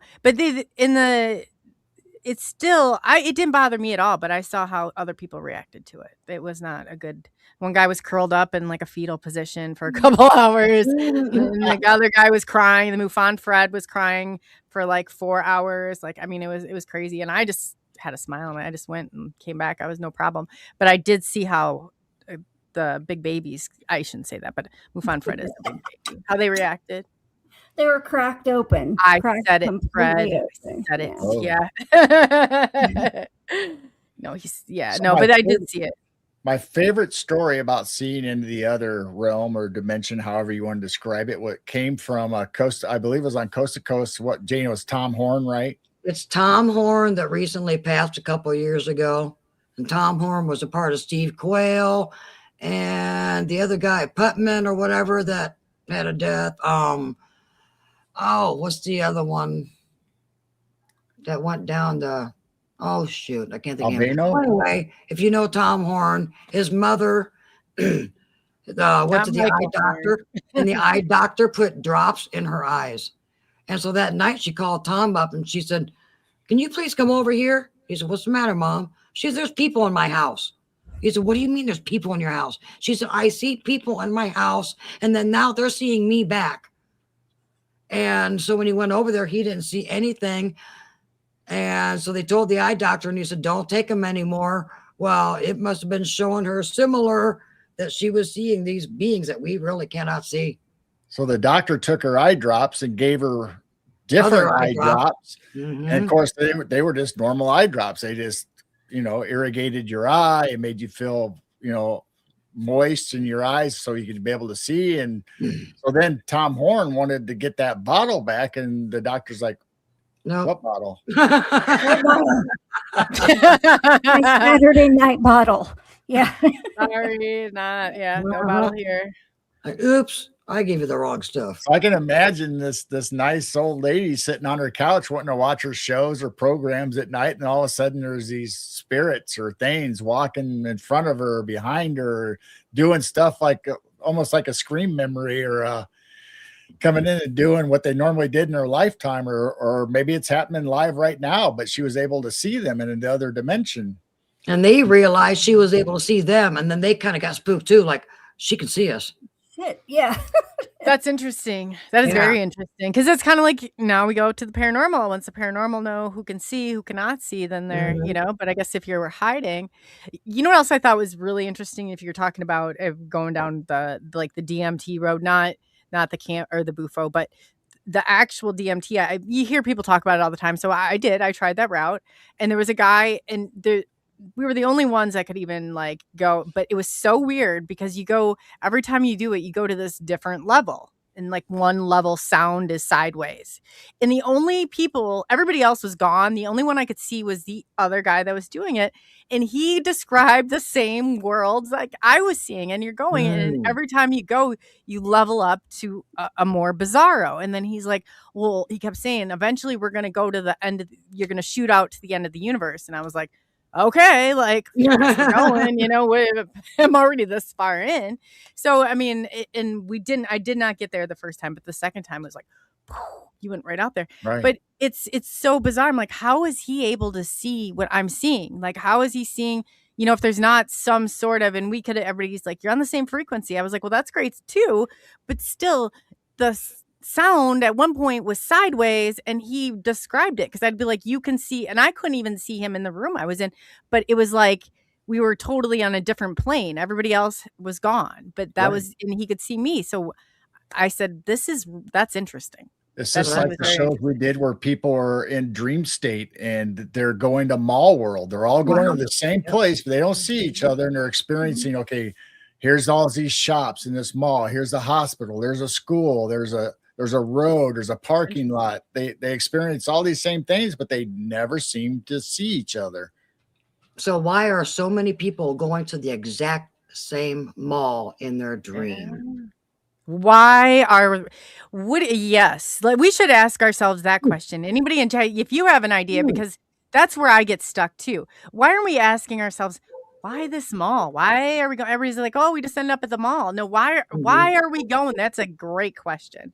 So why are they planting commercials in our dreams? So when you wake up, you want to go to Starbucks or McDonald's. So if they can control implanting stuff in our dreams, what are they actually implanting while we're sleeping? Right. Or what is the mall world a government program? The government. Yeah. There you go. A lot of these kids. Why does it always lead back to the government? Is that us being suspicious or what? No. A lot of these kids were gifted programs, Coley. That was me. And I've not been to the mall world. But after that, I said, people should understand why I've had my fill of the government. Like, you should understand why I've had my fill of it. When you've been tagged, and nobody likes that feeling. And they're like, oh, you're special. You be special, and you be isolated from all your siblings, and have them resent you because, oh, you're so stinking special. You're so special now nobody wants to even come around you. Like, that's how special we get here. But it's part of, I think, by design. Guarantee you all those agents probably do feel that way. They're probably not very friendly or with their families and all that stuff. They're probably loners too. So they want to make everybody else loners. It's all a part of it. Why they isolate. I now, and there's a couple family members. This was never even hidden, this part of it in my family. And I'm like, but nobody can answer. I guess I've always wanted to know that. Why was I kept separate? Why, if you think this, but why the separation? Why the isolation?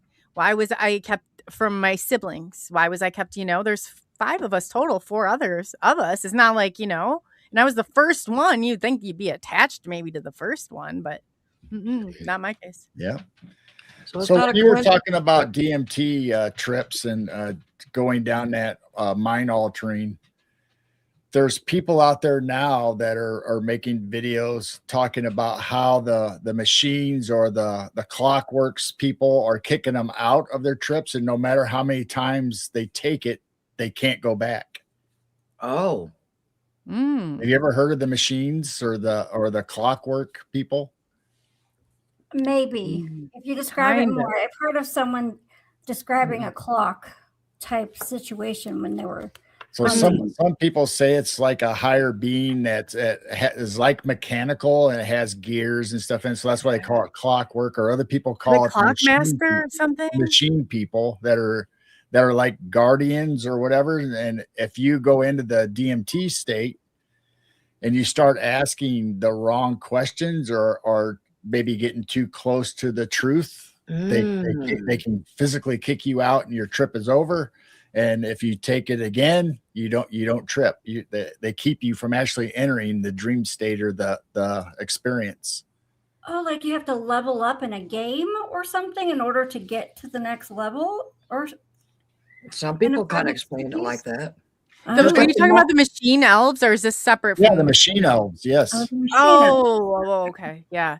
I talked to somebody who dealt with the machine elves. No, I didn't know about the clockwork, but I knew about the machine elves. They talk about it, and they talk about how rapid and how they come out. And the guy who Tom DeLonge wrote Secret Machines about, David, he flew a TR-3B. He talks a lot about the machine elves, but I never encountered what I thought were machine elves. And I thought, well, they kind of sound like the Fae a little bit in a way. Right. Kind of, but they're not Fae. They are mechanical, though, I think. They look like they're made out of clock parts, I think. They operated more, but I've seen things like, I can't remember what the name is, but it almost looked like a metal origami. Like, do you know what I'm talking about? Like if you made like something and the thing went back. How it interacts with each other and makes different shapes. Yes. And I saw one, and it was it was low to the ground. And I was like, okay, what the hell was that now? Like some of the stuff, I'm like, now what am I going to do with this? Like now I'm going to tell people I just saw some metal origami just fold back down into my yard. I mean, that's exactly kind of what happened. But yeah, what do you do with that? Maybe if you try to control your trip, they know it, and that's why. No, I wasn't even tripping. This is outside of the trip. Yeah, no, I've only done that a few times at a ceremony. Like shaman administered it. I don't walk around like that. I try not to anyway. So along the same lines, there are people in China that are eating a mushroom, and they are seeing little people or elves while they're psychedelic trance or whatever. So it's almost like the same thing. Like the elves, the machine elves come out during your DMT trip. Well, these people that are eating these mushrooms are experiencing almost the same thing, but their little elves are there all the time. It's almost like watching the Smurfs or the Keeblers. They're busy doing stuff. They're working. They're living their day. Then all of a sudden they notice you and you notice them. And it's like, That wouldn't be so bad. I wouldn't ruin my trip. I'd be like, hey. But you could go visit. I'd be down playing with whatever. I don't know if they were blue. They just described them as little people, Smurfs, fairies, or elves. Let's go see Papa Smurf. Yeah. Oh, live in the mushrooms. So there, you're probably right about that. That's they always put stuff there. Live in a tree and bake cookies and. I can't bake though. I could be like. You just let the keyboard elves do all the baking. Don't worry about it. You're just a taste tester. Yeah. I'm hungry Smurf. Okay, hungry Smurf. Hungry Smurf. Well, maybe you'd be the benefactor of all the excellent cookies. That's what I was thinking. No, I thought of it first, just so we know. I'm a taste tester. Yeah. I'm here to test your cooking abilities, okay? Your Smurf berries, all that stuff. Smurf berries. Yeah. I'm hungry Smurf. Hungry Smurf. Oh boy. Just to hide, but the mushroom caps, that's very interesting. Now that you say that, I'm gonna have to really. I'd like to find somebody. I mean, that goes into some of the stuff. You know, it's Right. all like. I mean, there's a lot of it is speculation, but there's so much of it. I know, like Grant Cameron, I don't know how he's doing. I should probably check in with him. Last time he said he agreed to do like 50 times out there on the camera. Really? Yeah. Yeah. I said, You can "You're look gonna come up the mushroom name. You can look up the mushroom name in China. It's only in China, I guess, or that Asian area. So you can look that up and figure it out and read the stories about it. But it makes me wonder if people that lick toads, if they get the same type. Do they get little elves, little people, or other entities show up while they're tripping off of the chemical? That's what the UFO is it's the frog serum. Yeah, the frog serum. Yeah. Oh boy, but there's a part of it that they call the Cambo, and that's also the detox part. I don't recommend that whatsoever, but the Cambo part of it. Oh, yeah. Oh, yeah. It's so bad. I don't want to vomit on purpose. No, it was not here. It was the worst. I thought I was coming close, and the guy's like, the shaman's like, now, if it were that easy, everybody would do that. Remember, if it were that easy. And I was like, can you go away? You know, it's like, I was sweating, you know, I'm like, and then you only get a bucket to go with you. It's so weird. That part of it's really weird. I'd skip it the next time if you could, but. Well, since we're talking about elves, I have one other video of what we were talking about when we were on live and talking to Steve Stockton. I clipped that out so we can show that. Oh, cool. Yeah, let's see. So actually, this happened 3 years ago, and it lasted a couple of weeks on different shows that we were on, and then it just stopped. Okay, I know what you're talking about. This is so cool. All right, let's see. It was at the very end of the show, and Steve ended up leaving, and we were just finishing up the show. So if you watch, it comes right out of that pistol painting that's actually right here on the wall behind me. See that? And it stops and goes behind his head. It was not a hair. It was not a cobweb. No, I remember seeing that. So it'll come right out of the painting, go up towards the black and white quilt, then make another little turn and go right behind my stocking cap. Oh. As here it comes. It goes up, changes shape. Like it gets wings. And then it stops and it goes down behind them. And we got a few others on there, but this is the best one. So if you click on videos about 3 years ago, we've got different ones that kind of look like an orb, or another time it came out of the clock over here. And then after a couple weeks, it stopped. But that was not a cobweb or a cat hair or anything. No. And I'm thinking Steve brought us a fae for a while. I don't know. That's amazing. We called it woo feathers. Woo feathers? Oh, that's cool. Yeah, because we didn't know what it was. That is very cool. I remember seeing that when you guys, I remember that whole thing. And then you guys kind of went through and were trying to figure out if it was what it was. And then, I would come back here. I mean, after that show, I searched behind my chair, my clothing, the stocking cap. I could not find a spider web, a piece of dust, nothing anywhere. We don't have ceiling fans. Before the start of the show, I'd make sure that my background, all these knickknacks and everything, they were always clean. Everything was perfect. And we'd start talking about that video and show it. And then pretty soon somebody says, hey, I just saw something fly behind your head. And is there any fans in that room that would make it? See, that alone. Yeah, we're in the basement. Yeah. See, the only way it would do that is if some kind of fan, but right. There's no like almost like a smoke. Yeah. Yeah, we're in the basement. No windows. That's so cool. And the cats don't come down here either, so it can't be a cat. It didn't look like cat hair anyway. No. It looked like it. I mean, it was, and then it kind of like, you're right. Kind of changed ran up, then went down behind like them. Sat there and looked at you and then went down. Yeah, no, that was I don't know where it went. I mean, did it leave? Did it go into my body? Did it ask it if it's still there? Like it can kind of come on out whatever you come on were. out. Yeah, we've tried, you know. Get your friend back on. Maybe he can bring it, make it manifest again. Actually, Steve Steve came back. Stockton, yeah, Steve came back, but it never happened again. But we didn't really talk about the Fae that Right. time, did we? The second No. time he came back, we talked about some other. So I haven't moved that picture or the clock or anything that they came out of, or all ran eyes forth. are at I you. left them Keith. alone. I've changed some of the other knickknacks in the room, but the stuff that was that we associated with those fairies or the woo feathers that we call them, we Cool. left No, that stuff alone. I'm looking at your whole scenery. Do you feel like all eyes are on you now? I know. I'm We're all like, like leaning now. for you. come on, we're talking about you. Oh, that might be a little uncomfortable. I was like, man, I want to get a real good. Oh man, that was cool though. That I remember that whole thing, and I do remember you guys investigating it too, which I thought was very cool. I was like, wow, they're going that extra mile.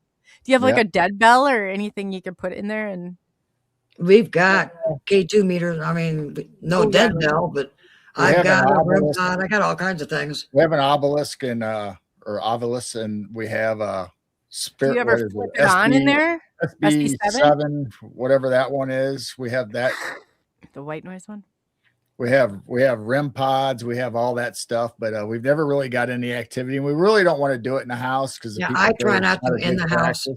Yeah. So we do it outside at night, out in the back. Would you in that room ever consider doing it? I wouldn't want to. We're thinking about getting a dead bell, and we had Amy Murphy on that's been on TV during the Haunted, the series. Yeah. And, your friend, you hooked her up with us. You guys didn't like her. What's his name? Did you? The one piece. No, that voice and that noise it made. Oh my gosh, that was scary. I know. Oh my God. She has a friend. Energy. She has a friend that's making a dead bell. Dead bell. Yeah. So she said she would let us know and how to get one once she experiments with it and see if because it's going to be cheaper in price. So I might get something like that and maybe put in the background so we can. Okay, the bell just went off. For whatever reason, what were we talking about? A lot of times we do it outside, and when we're done, we close the session and we say anything that came through and talked to us is not allowed to go into our house. They got to stay outside. Well, I know I'm not saying this, but there might have been something in Geryl's area anyway, or Geryl, dang it, G's area. So yeah, I'm like my brain. There's something wrong with my brain. You just saw something or what? No. But I was saying that I think that would be such an interesting thing to do, or maybe you could put it outside your window. Here, yeah. Yeah, I was gonna say, well, maybe we could come back and we could try to see what's in your. I mean, some of these things like the painting and the clock, and I think the owl over there that lights up is from family members. One of them's Jane's family for the painting. Your dad, right? Mm-hmm. But like I said, it lasted 2 weeks, and that was 3 years ago. We've had nothing for the last 3 years. So it only lasted 2 weeks.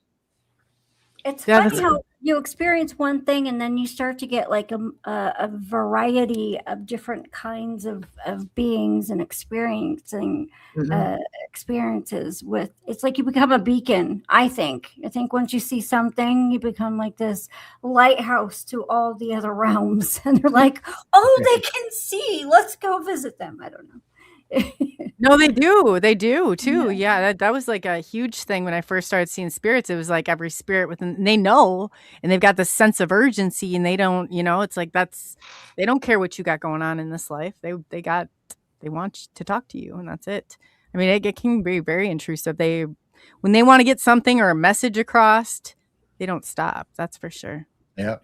So the secretary desk over here, over there, where the owl and the Himalayan light is, that's my mother's. That came from her house, and that's an antique. And then on this other side is that's a sewing spindle cabinet. So that's an antique that came from my mother. So there's different relatives that have different possessions or objects back here. So I don't know if any of it's related to that or not, but definitely that one came out of that painting of Jane's dad's. Yeah, it came out of that gun painting. That's cool. I do That's think interesting. they hold like an energy to them, definitely. Whether it be the person who owned it or used it all the time, I think there's a resonance that stays with the things. Because I have a bunch of older stuff here because this was my grandparents' house, so I keep it up just in case you want to come by. Right. Yeah, I love that. I didn't mean to laugh. I saw Lori's comment. I had to turn my mic off really quick. She said, Coley, be careful what you ask for. Your studio will be full of spiders if Jane has anything to do with it. If we could narrow it down to what bowl Jane was using that night to make these spiders appear. Oh Just my God, make that sure was you're so always funny. thinking of ladybugs or butterflies. Yeah.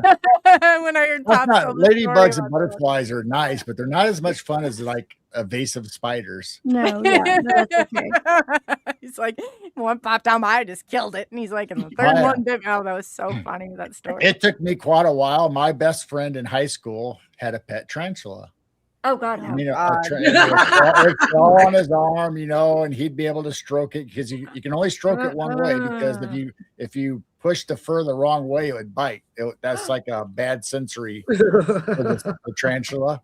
But it took me a long time to even want that spider even anywhere close to me. But eventually I got used to it, and it would crawl on me and on my shoulder. It'd just sit there, and all of a sudden its two legs would go up, and it never bothered us, never. Because if you knew how to care for them or their signs, then you didn't have anything to worry about. Oh, That God. would take me a long time. I get scared of the wolf. Do you guys have wolf spiders out Yes. that Yeah. way? Yep. You know how big they can get? Yep. They get there. Oh my God. In the summertime, it's like at night they come out. You're like, what the fuck are you? Oh my God. Yeah. No. I'm always nice, so I make my son, my teenager, pick it up in a jar and move it far away from the house. I'll have to send you the B movie, the tarantula from the 1950s, where the big giant tarantula attacks the town. Oh God. Oh, I think I've seen that. Is that like rugged? Yeah. You know what? Oh God, That was that's one right of my along favorite Killer movies watching Birds late and- night when I was a kid. The Is that like an tarantula. original sci-fi movie from the 50s or something? Yeah. That's cool. Yes, send that Those movie. are, those were when those are the real mental. My son's like, I don't think, and I'm like, well, yeah, let's sit down and watch the Poltergeist, Brody, and then you tell me how you feel after leaving that movie.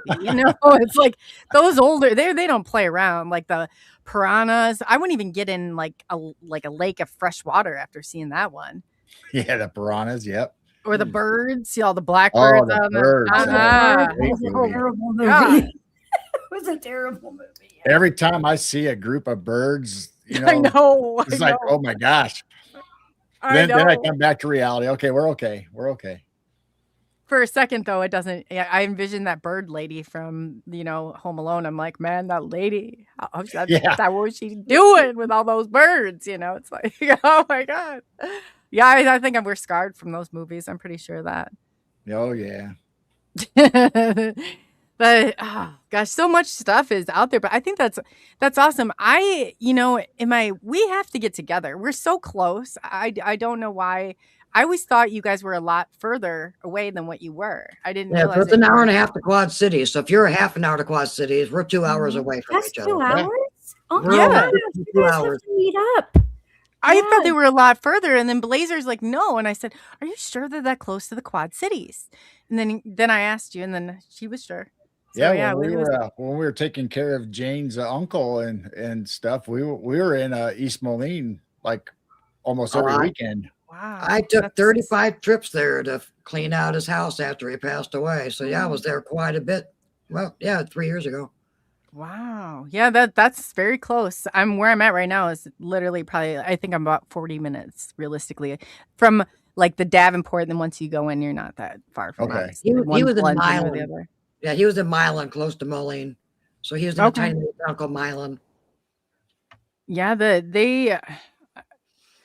you guys are that's very close. We'll Yeah, have we're to plan close to something. I-80. So I mean, it takes like 25 minutes. We're on I-80 and then Okay. it's straight over. Oh, okay. Yeah, that's wow. Yeah, you're really close. You are really close because once you get over there, I get what you're saying now. That's not far at all. And it really isn't. Like that's so if you're so you're literally probably like just maybe right outside 2 hours. That's not bad. Yeah. Yeah. So we're by we Princeton. could probably meet up in the Quad Cities and go out to lunch and maybe go Ooh, visit a cemetery or well, that'd be whatever. fun. That would be a lot of fun. See, who else would think that was fun? We're all like, oh yeah, no, that Yeah. sounds like fun. Like, yeah, no, that would be very cool. Absolutely. No, if you heard of Princeton and LaSalle, Peru, we're kind of close to that area. To Preston? Princeton and LaSalle, Oh, Peru. Yeah, Princeton. this is on I-80. That's directly north of us. What's like how close? I'm trying to think of something else that would put a marker. What else is near you, like around you? Nothing. Nothing. Me either. Everything's, The civilization. everything's conveniently 40 minutes away from Yeah. where we live. Everything is Yeah. like 35, 40 minutes away. So, yeah, Peoria is about 45 minutes. Kankakee, no, Kiwani. Kiwani is about 45 minutes. Princeton's like a half an hour. LaSalle, Peru's like a half an hour. Streeter, if you heard of that, with all the tornadoes wiping it out, that takes about a half an hour, 40 minutes to get there. So there's nothing around here except Dollar Generals. Yeah, and in my little area that I live in, we have a gas station at the next town. That's it. Yeah, we got Casey's that has good food. Yeah, everybody goes. We don't to even have Casey's. food at our gas station. There's not even What? food. No, No I know. gas station food? No, Casey's. Mhm. Casey's. We're is the about best 20 food. miles or 20 Oh, minutes wow. away from civilization. I know. I didn't know. I mean, I came out here like I was one of those. I can't even remember what you call it anymore. The place you order the food from and they bring DoorDash. They don't even come out here. There's don't nowhere have any that of even that. delivers around here. Casey's don't deliver anymore. We have no delivery service here. Nothing. They No said they're going to Walmart, bring the nothing. drones in pretty soon, but I don't know about that. Yeah, wait till they start running into each other. There Have goes you our seen those groceries. things? Of the things on the wheels, the little DoorDash. Oh, the dogs? little robots, the little Yeah, and they're like falling down steps and like. Yeah, I love that. I'm like, There goes my first prize. We had somebody on that felt bad okay, for little me. buddy, and they pick them up and put them back on the sidewalk. Or, bad. Like your people that made you should have made you better, like more efficient. I don't know, put some mud tires on you at least. I don't know. I had a guest on that went and they said, please don't run them. Oh, they felt really, I said, you realize that these are robots. I can't remember who it was now. It was hilarious though. They're like, oh no. And they were running. I said, somebody ran them over. I said, maybe they took their job or something. I don't know. Yeah. But he's like, please don't run them over. Please. The I mean, whoever it was ambulance, pretty they'll be like- going across, a crosswalk to the other side of the road, and an ambulance or fire truck will come Yeah. through and they hit them. and it's all I don't know where to go. yeah, there's like it's like a deer in headlights. They're like, And this is our future. Oh my gosh. And then here we are, we laugh, Jane and I'm like, man, I was I'd say that, yeah, I laughed. Okay. Whoever it was, I have to think about it. It was actually really funny. I'm like, you see, you feel bad. And they're like, yeah, they're carrying and they got it all, gripped in their hands. And I was like, oh Lord, here we go. Here we go. yeah. So since we're talking about DoorDash and Dollar Generals and that, we've been on Jessica the Cryptid Hunter's show, and she's actually talked about the Waffle House portals and Dollar General portals. So if you got a portal, Coley, right outside your house, maybe you can get delivery through the portal from places. Take your arm in. We don't even have portals out here. We don't have she thinks that there are in the Dollar General and the there's stories online where one person, especially the Waffle House, where one person somehow was walking along and walked into a portal, and when he woke up or when he came conscious or started getting his senses back, he was right outside a Waffle House. So that's why it's called the Waffle House portal, because it takes him there to the Waffle House. How crazy. Oh, That's yeah. some MIB shit right there. Yeah. There's a lot of restaurants that somebody goes into the bathroom, they don't come back out. Really? Oh yeah, a lot of stories on that. Uh-huh. That's creepy. Mm. Yeah, so you might go into a restaurant, it might be a Burger King, might be whatever restaurant it is, and you know, you and your family, or just you, even, you know, okay, I'm going to go wash my hands before we order or whatever, or order for me while I go to the bathroom. And that person never comes back. They never come, and there's no other exit in some of these restaurants from that bathroom. You would have to see him come out physically, but then when they go looking for the person, there's nobody there. Wow. And you probably wonder why the news isn't, they probably think it sounds too, I don't know, but a lot of the stuff is just so weird and bizarre, but it goes on. It's just underreported. Nobody just wants to be that person to report it. But I'm like, you think if somebody, all these people would go missing, like, where are the families speaking out? Like, where are, you know, it just kind of makes you suspicious. So that's interesting, though. That's interesting. You should make a map of them. Well, I mean, it could be as like back rooms or the liminal spaces. It could be one of those kind of things that's popping up in some of these restaurants, or maybe there's a secret door, like the person that filmed or said that their loved one disappeared in the bathroom and they ended up in Disneyland. You hear of weird stuff like that, or look at the people that end up and all of a sudden they go missing, and then what was that airplane that people were for like 20 something years or something, they went missing and then all of a sudden they resurfaced? It was something that bizarre. I'm like, is this really happening? And why are we not like, you know, on why is this not all over the news? But I guess that's my favorite story like that is the firefighter from out in the East Coast. He went on a ski trip with his friends, and they're on the slopes and they're all right there. They're all talking. They're all doing their thing. Then all of a sudden, the next thing you know, the one person is missing, gone. So they had a search and rescue party out on the slopes, you know, thinking maybe he fell in a hole, maybe the snow gave away, whatever, you know, maybe he went off the trail or the ski trail, and they searched the whole thing and they finally gave up. And like the next day or a couple of days, somebody found this guy, the same guy, out in California, wandering out there in the Bay Area with the same ski clothes on, and he had no recollection how he got there or anything about it. Wow. So that's a cross country going from the ski slopes, upper East Coast, all the way out to the West Coast. In the same clothes. And then people just all of a sudden attribute it to mental health. Did you see about the guy that said that the dolphins took him down to the bottom? Yeah. But he wasn't the first one in his credentials. That makes me, I mean, right there, I'm like, wow, that was very interesting. Then they said they weren't done with him. You know, he was an architect or an engineer, and he was supposed to build their undersea, you know, I would never go near the water again. Whatever they had going on. He was found drawing schematics or diagrams in the sand, supposedly, when they found him. And they told him that they were not done with him. Says, you can go for now, but we're not done with you. We'll be back. No, heck no. Yeah, I mean, like, how reassuring is that? Like, how did they? Nuh-uh. I'm not going. I would not go near that water again. Yeah, the foreman was named Geryl, and he's the one that helped them breathe underwater.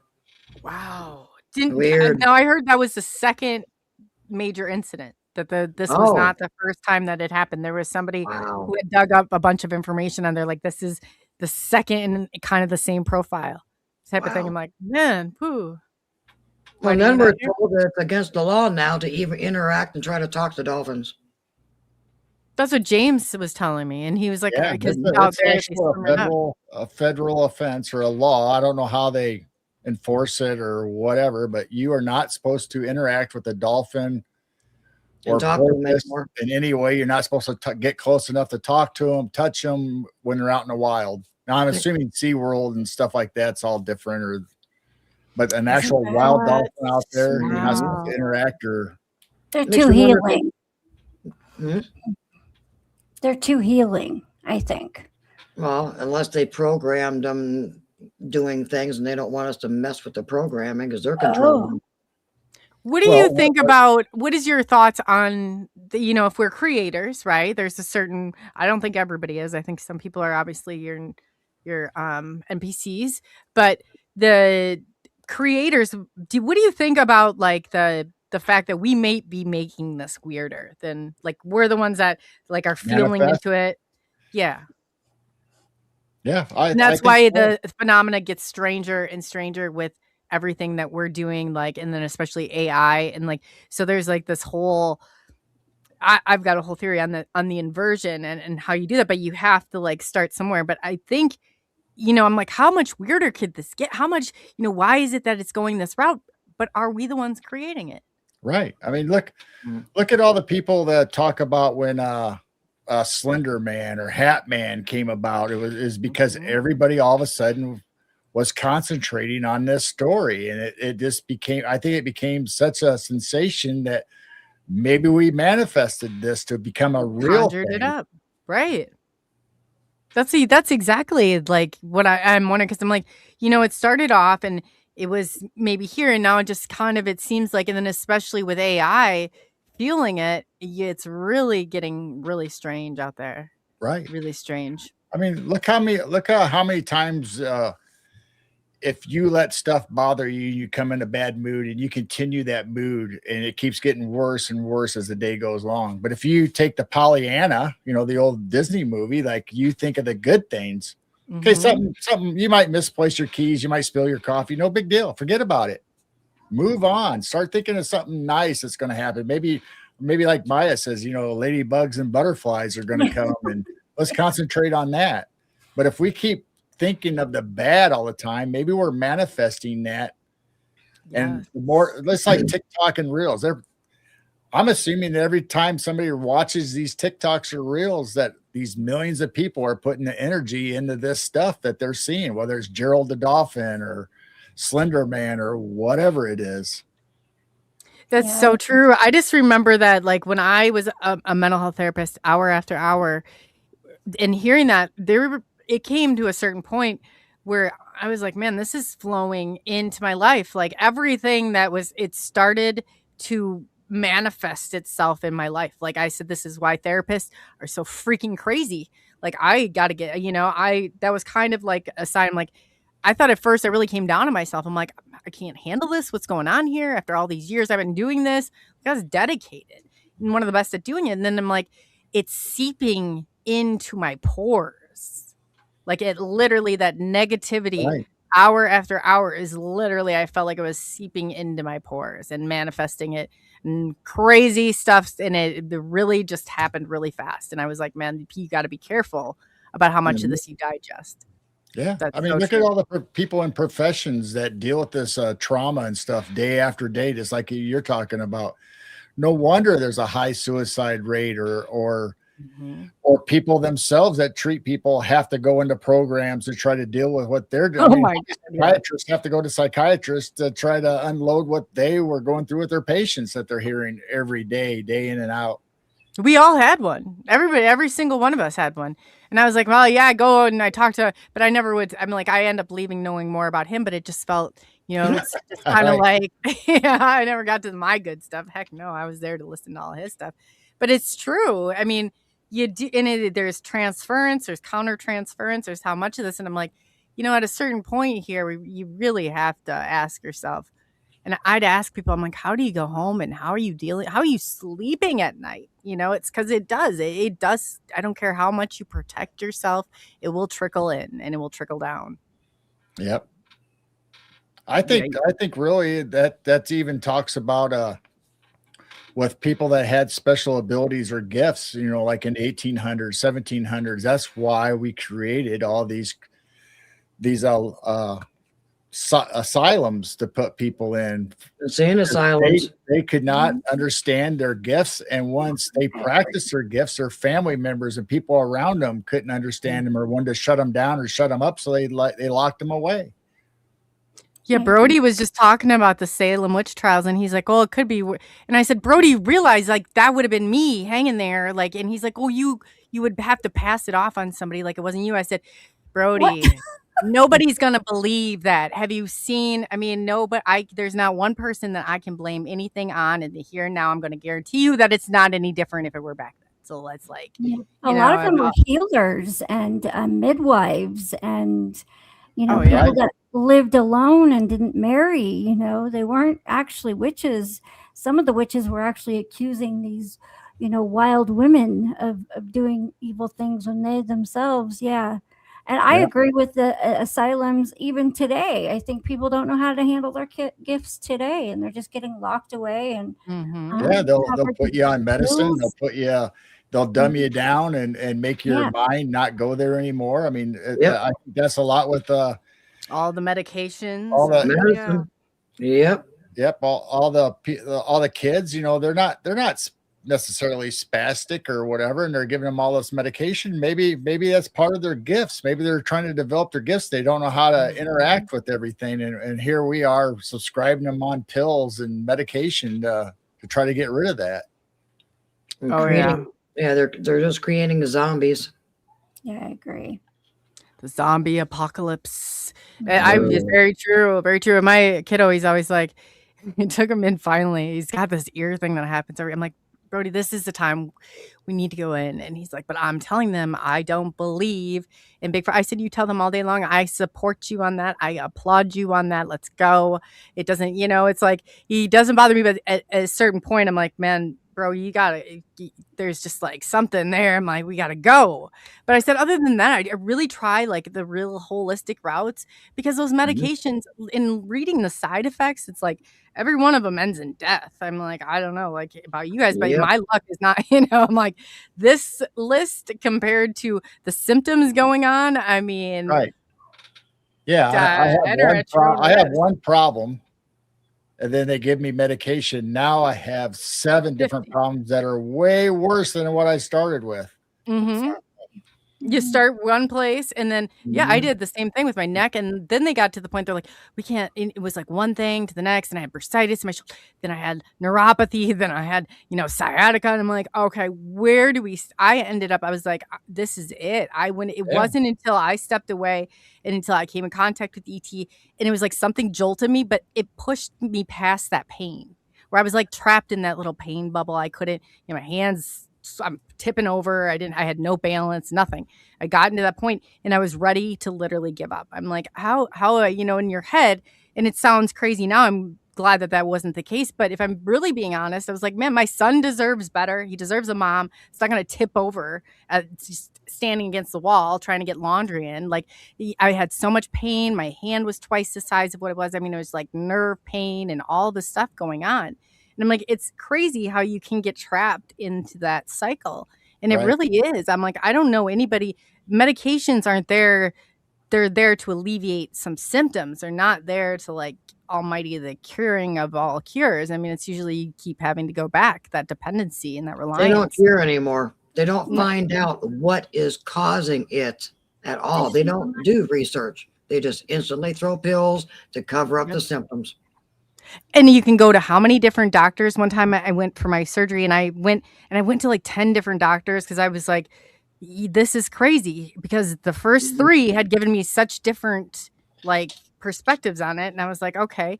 And then I sat around, when we'd have our monthly meetings with the team, the therapists, the other outpatient therapists, and we'd be talking about our clients. And, it wouldn't be anything for like a vet or some other one that I worked with to have one I had to have, another one. We all kind of, sometimes they'd get unhappy and they'd shift around. But so you knew the cases well enough.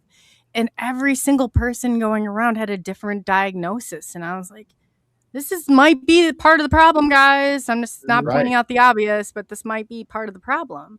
It's like, for example, just a different perspective. If you know somebody who, starting to have seizures, goes to the doctor, what is causing the seizures? They're not looking into that. They instantly, okay, well, here's some seizure medicine. No, what is causing those seizures? Yes, exactly. Why are we going to the mall? Why are these things exist? There we go. Yeah. You're just covering up the symptoms now. Yeah, we don't go to the doctors. I refuse. If I break my arm, I hope Geryl fixes that last. Yeah. And I used to be running to the doctor. I was like, grew up like, oh, I need a medication, that was the way. And then my doctor said, what we're dealing with, the repercussions of your generation and you guys being prescribed, like, because when I went and took psychopharmacology, I was like, oh, wow. So benzodiazepine, that like back in the day, that doctor should not have told me that if I just went to grad school and, everything would be, this is the mentality of the things that we came from. And then they said, no, that's built your tolerance. Your body stops producing that chemical, and now you realistically she said medications aren't even really helping in these areas. They're just maintaining what you've lost. Your body's not, there's no longer producing, some of those serotonin, that oxytocin, whatever you got going on in your brain, it's not producing that anymore. And now you're suffering for it. Same thing with this over-the-counter stuff. If you got dry eyes, you keep using eye drops all the time, eventually your body will stop producing your tears for you to keep your eyes moist. And the same thing with sinus. If you start squirting the I was going to say, my cousin. Eventually your body will quit fighting off what it needs to do naturally to fight off sinus infections and all that stuff because you went the chemical route. That's so true. She had that's what is it called? I begin with an S. Both her and I'm like, what are you guys doing? They had to take that nasal spray every which direction because they could not breathe without it after a certain period. Wow. Well, I just wanted to thank you both so much for coming on. It's always a pleasure having you. And I have to say that really in the community, like Geryl, because I just am so bad with names. There's something wrong with my brain. Like, let's just throw that out there. But G down here from Midwest Night Watchers and Jane, I have to say that they are probably some of the most helpful, the nicest. If you have when I've had some of like the craziest moments, I just have to say that these two have been so solid, have been nothing but support, have been really kind and welcoming in the community. And I just really wanted to say thank you for that and always being there. Like you're a rock for so many of us. I don't think you probably realize that, but I do appreciate both of you very much. Thank you. We do try, we do want to listen to people, but sometimes there may be someone that don't like the advice that you give back. You don't have to, but you listen and you're honest and you're authentic and you're genuine. I try to be honest and answer or help them the way I would or how I see things, because I do see things differently. Keep your opinion. Well, you can't come and ask somebody for their advice and then get mad at them because they didn't tell you what you wanted to hear. Yeah, I bet it has. I know it has. Their side, right? If you don't take their side, and and you don't understand where they're coming from, you don't know how to answer them. So you try to politely answer back, but they still get very upset because you're not taking their side in it and don't understand where they're coming from. When I would have handled that situation totally different, if that makes any sense. But yeah, we're very gentle. We're honest. We will speak what we think, but you may not like what we say, because we all have our different opinions. Respect for that, though. I do.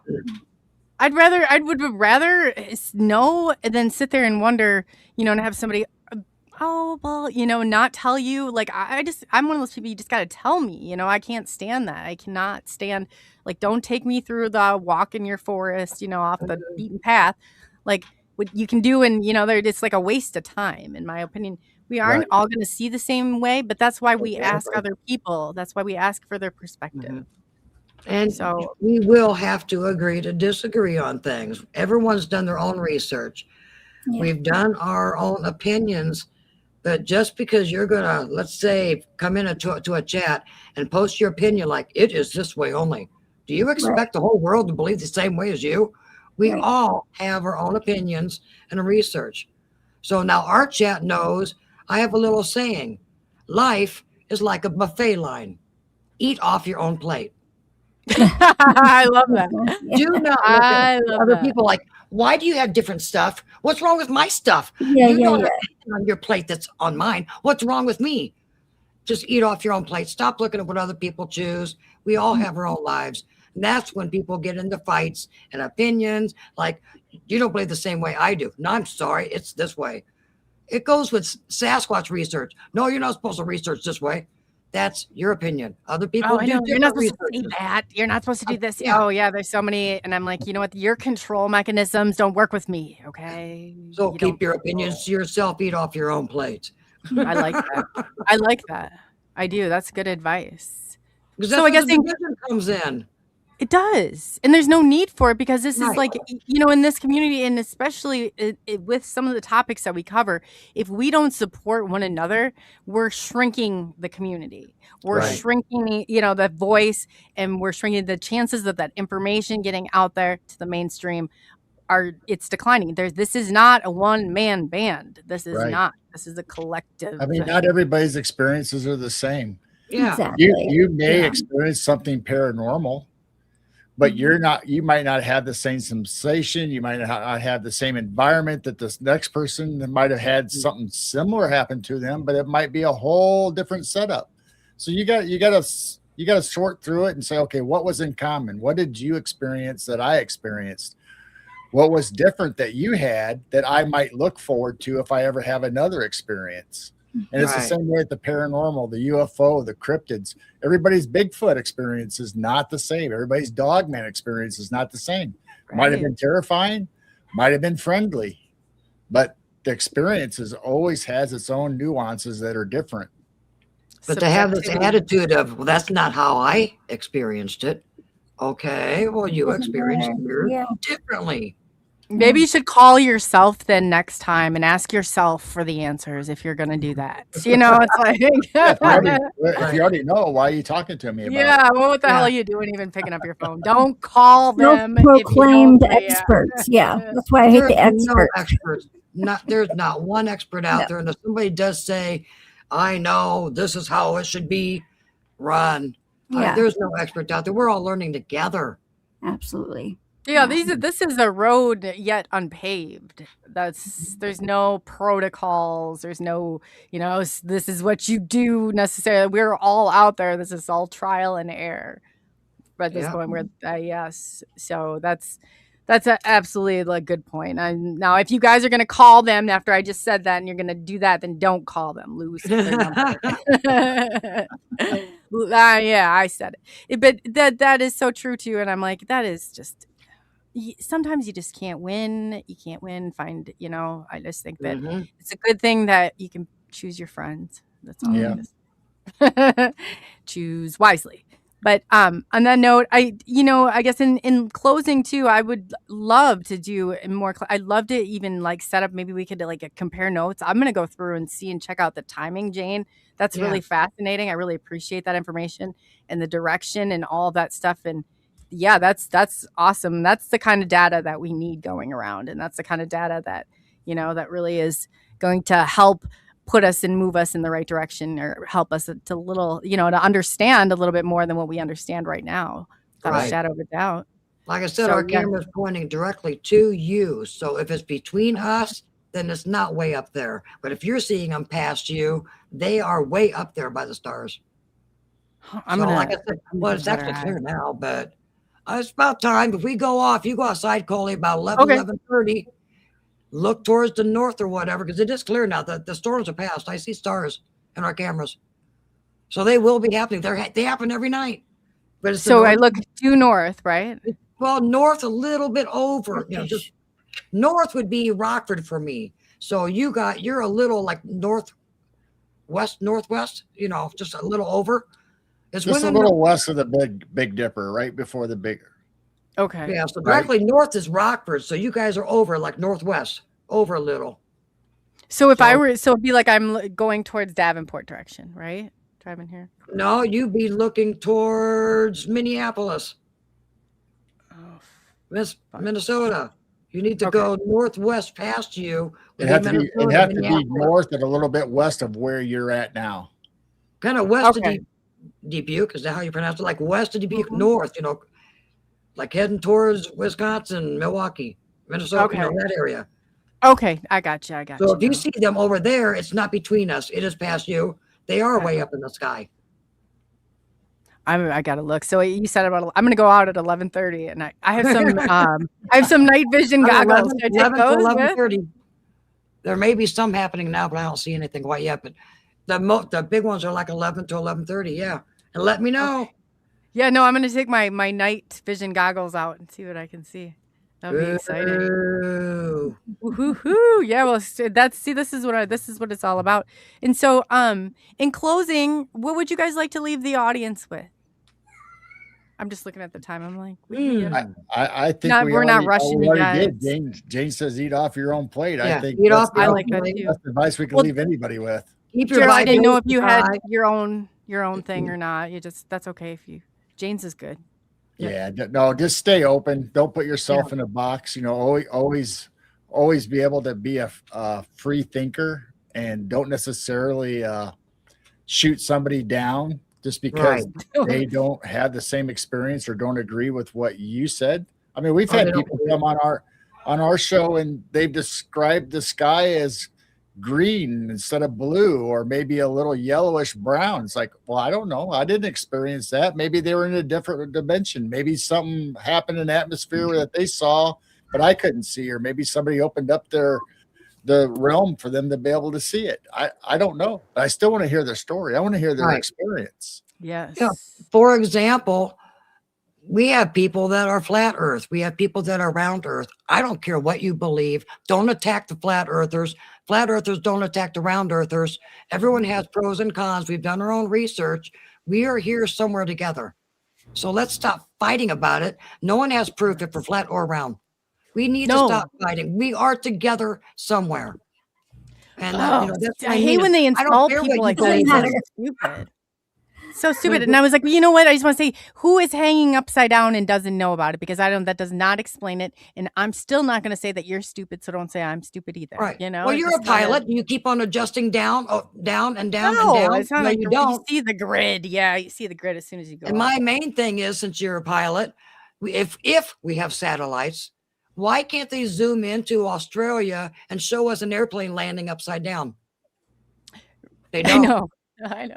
And why is it they're not at a risk? Why are we never taught by the FAA to go, hey, we'll let's look out for satellites, you know, because it's so, you know, it's like plus or minus 500. It wouldn't be as easy as what people think to have all these satellites, especially with the drones. I don't know how they're going to do that. I don't know. Pros and cons in the both. Nobody really knows. I mean, but when somebody comes out and says, well, we might be flat earth, do they get attacked? Boom. I know. None of us really know, but I don't know. I have my own theories, but I keep my mouth shut because I keep my opinion to myself of what I think this might be. I agree. At the end of the day, this is the biggest, the question I pose, you probably both have heard. What would you do if you thought this is the end of this game of planet Earth, and you woke up and someone said, congratulations, you've completed your simulation on planet Earth.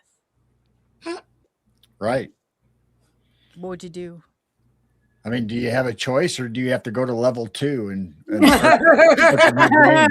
you remember we asked one guy said he would have gone ballistic and I can't remember, he got so upset about it when I asked the question. Why you were on? I don't remember. Yeah. I would have been like, what the fuck did you guys put me into here? Did I know about the whole thing? Yeah. I want a refund. That's our There's some trickery happening when I signed the dotted line. This was the worst cruise I've ever been on. Yeah. Why would I want to be on another one? 2 thumbs down. Yes. Yeah. No, I don't think I'd take another cruise with that. I won't go on cruises. No. We won't even fly anymore.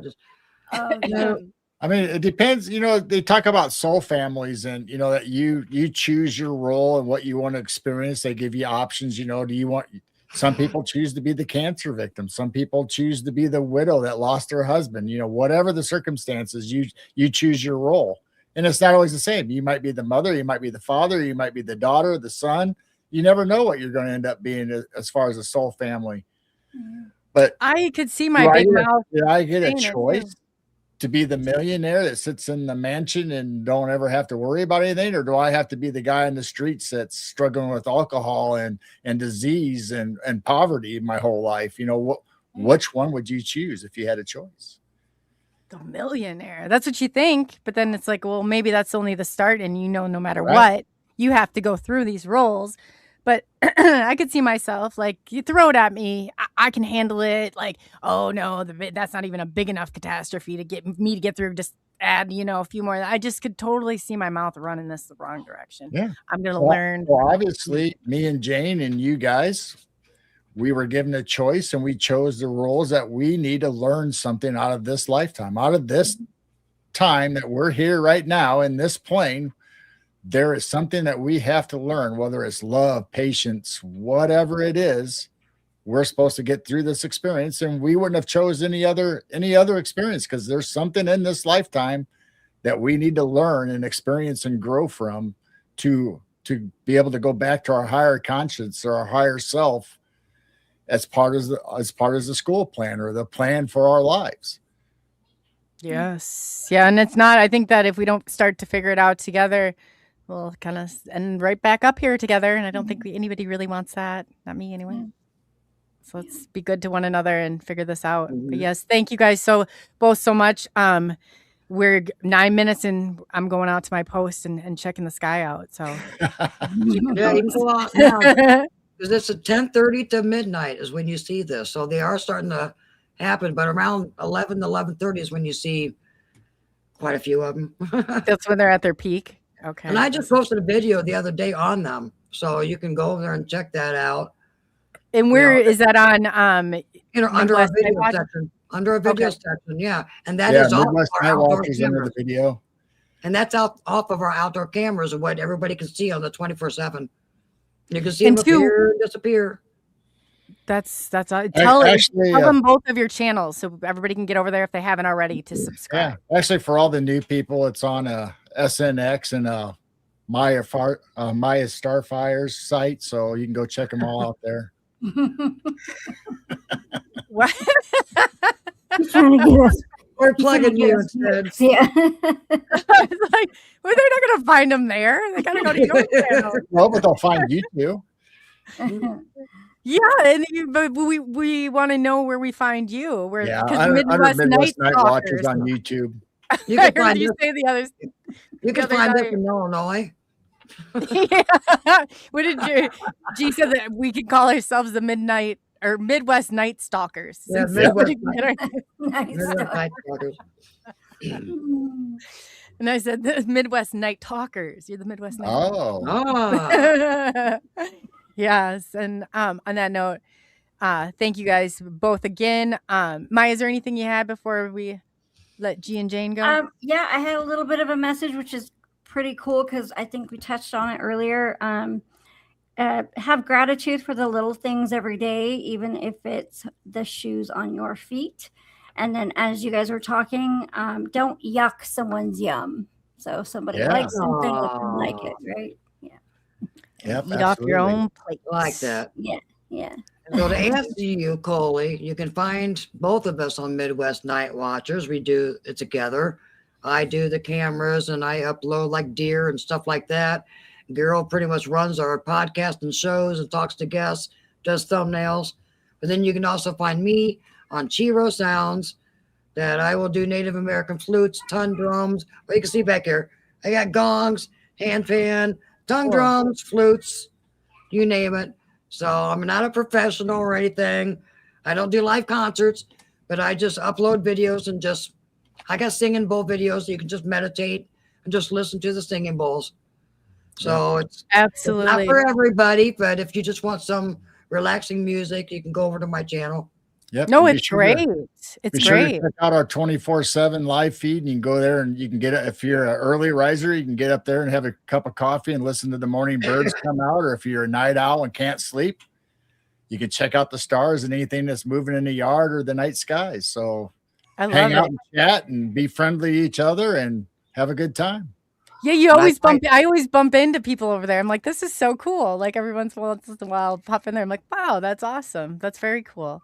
So yeah, definitely get over chat. But I am outside taking care of goats and chickens and upstairs. So I'm not down here 24/7 watching the chat. So you might type in and get a reply a little bit later. Yeah, no, I keep an eye on it most of the time. Can you imagine 24/7? You're chained to that thing. I would throw it right out the window. Is that where the case? Yeah. Not happening. But yeah, we'll definitely, and I'll let you guys know. Are you guys going to be in the camera chat after, or do you guys go in there usually? I'm usually down here. Try to keep an eye on it over here. So Well, yeah. So if you guys go out there and you look and you find and you see anything, go over to Midwest Night Watchers in their chat where they have the cameras, and then we can kind of put our stuff and see what we found. Maybe we can compare notes. Let us That know would be what you fun. find. Let us know. Yes. The stars are out right now, so I mean, these things should be showing up that we were seeing on the videos. They'll just appear and disappear, and it's pointing to the north sky right now. Okay. Well, on that note, you guys have a beautiful evening, and we will be seeing you soon. And we'll go ahead. That's awesome. And I just really quickly wanted to thank T-Bone, who gifted the memberships. Thank you so much. It looks like 3 new Woo crew. The vibe determines your tribe. Is that right, Blazer? However you said it was really cool. So yeah, we definitely appreciate that. And Walter, thank you so much for the super chat. It's greatly appreciated. And I have shows coming up Wednesday. Pink Bella Aloha. She'll be on at 5 p.m. Central Standard Time. And then there's a full week packed. Thursday, Daryl Sims will be on, the Alien Hunter. Yeah, we got some, and Jay Austen will also be on that show. There's a lot of fun stuff. I'll go ahead and I'll post it. And then Maya, is there any other housekeeping things that you can think of? No, not for this week. This week has already started off kind of weird, so I'll just yeah, you can say that again. I mean, like, oh gosh, you know. Yeah. The weirdness continues, but yes, it's been it was a great show, great having them on, and I'm gonna go look at the sky. Are you able to head out? Yeah, I think I'm gonna try and put the kids to sleep and sneak out for a little bit, but who knows? Mothers are never off of duty. Off of duty. Well, thank you. Yeah, this has been a great show. If you guys have not yet already, go over to MIYA STARFIRE, subscribe to her YouTube channel, subscribe to her over on Facebook. And are those the 2 you're building right now, Maya? Is there any other ones that we need to? Okay. So yeah, definitely do that. Also in the description, you can see if your services that she offers, her email address is in there. She's over 25 years experience as a healer. She's absolutely wonderful.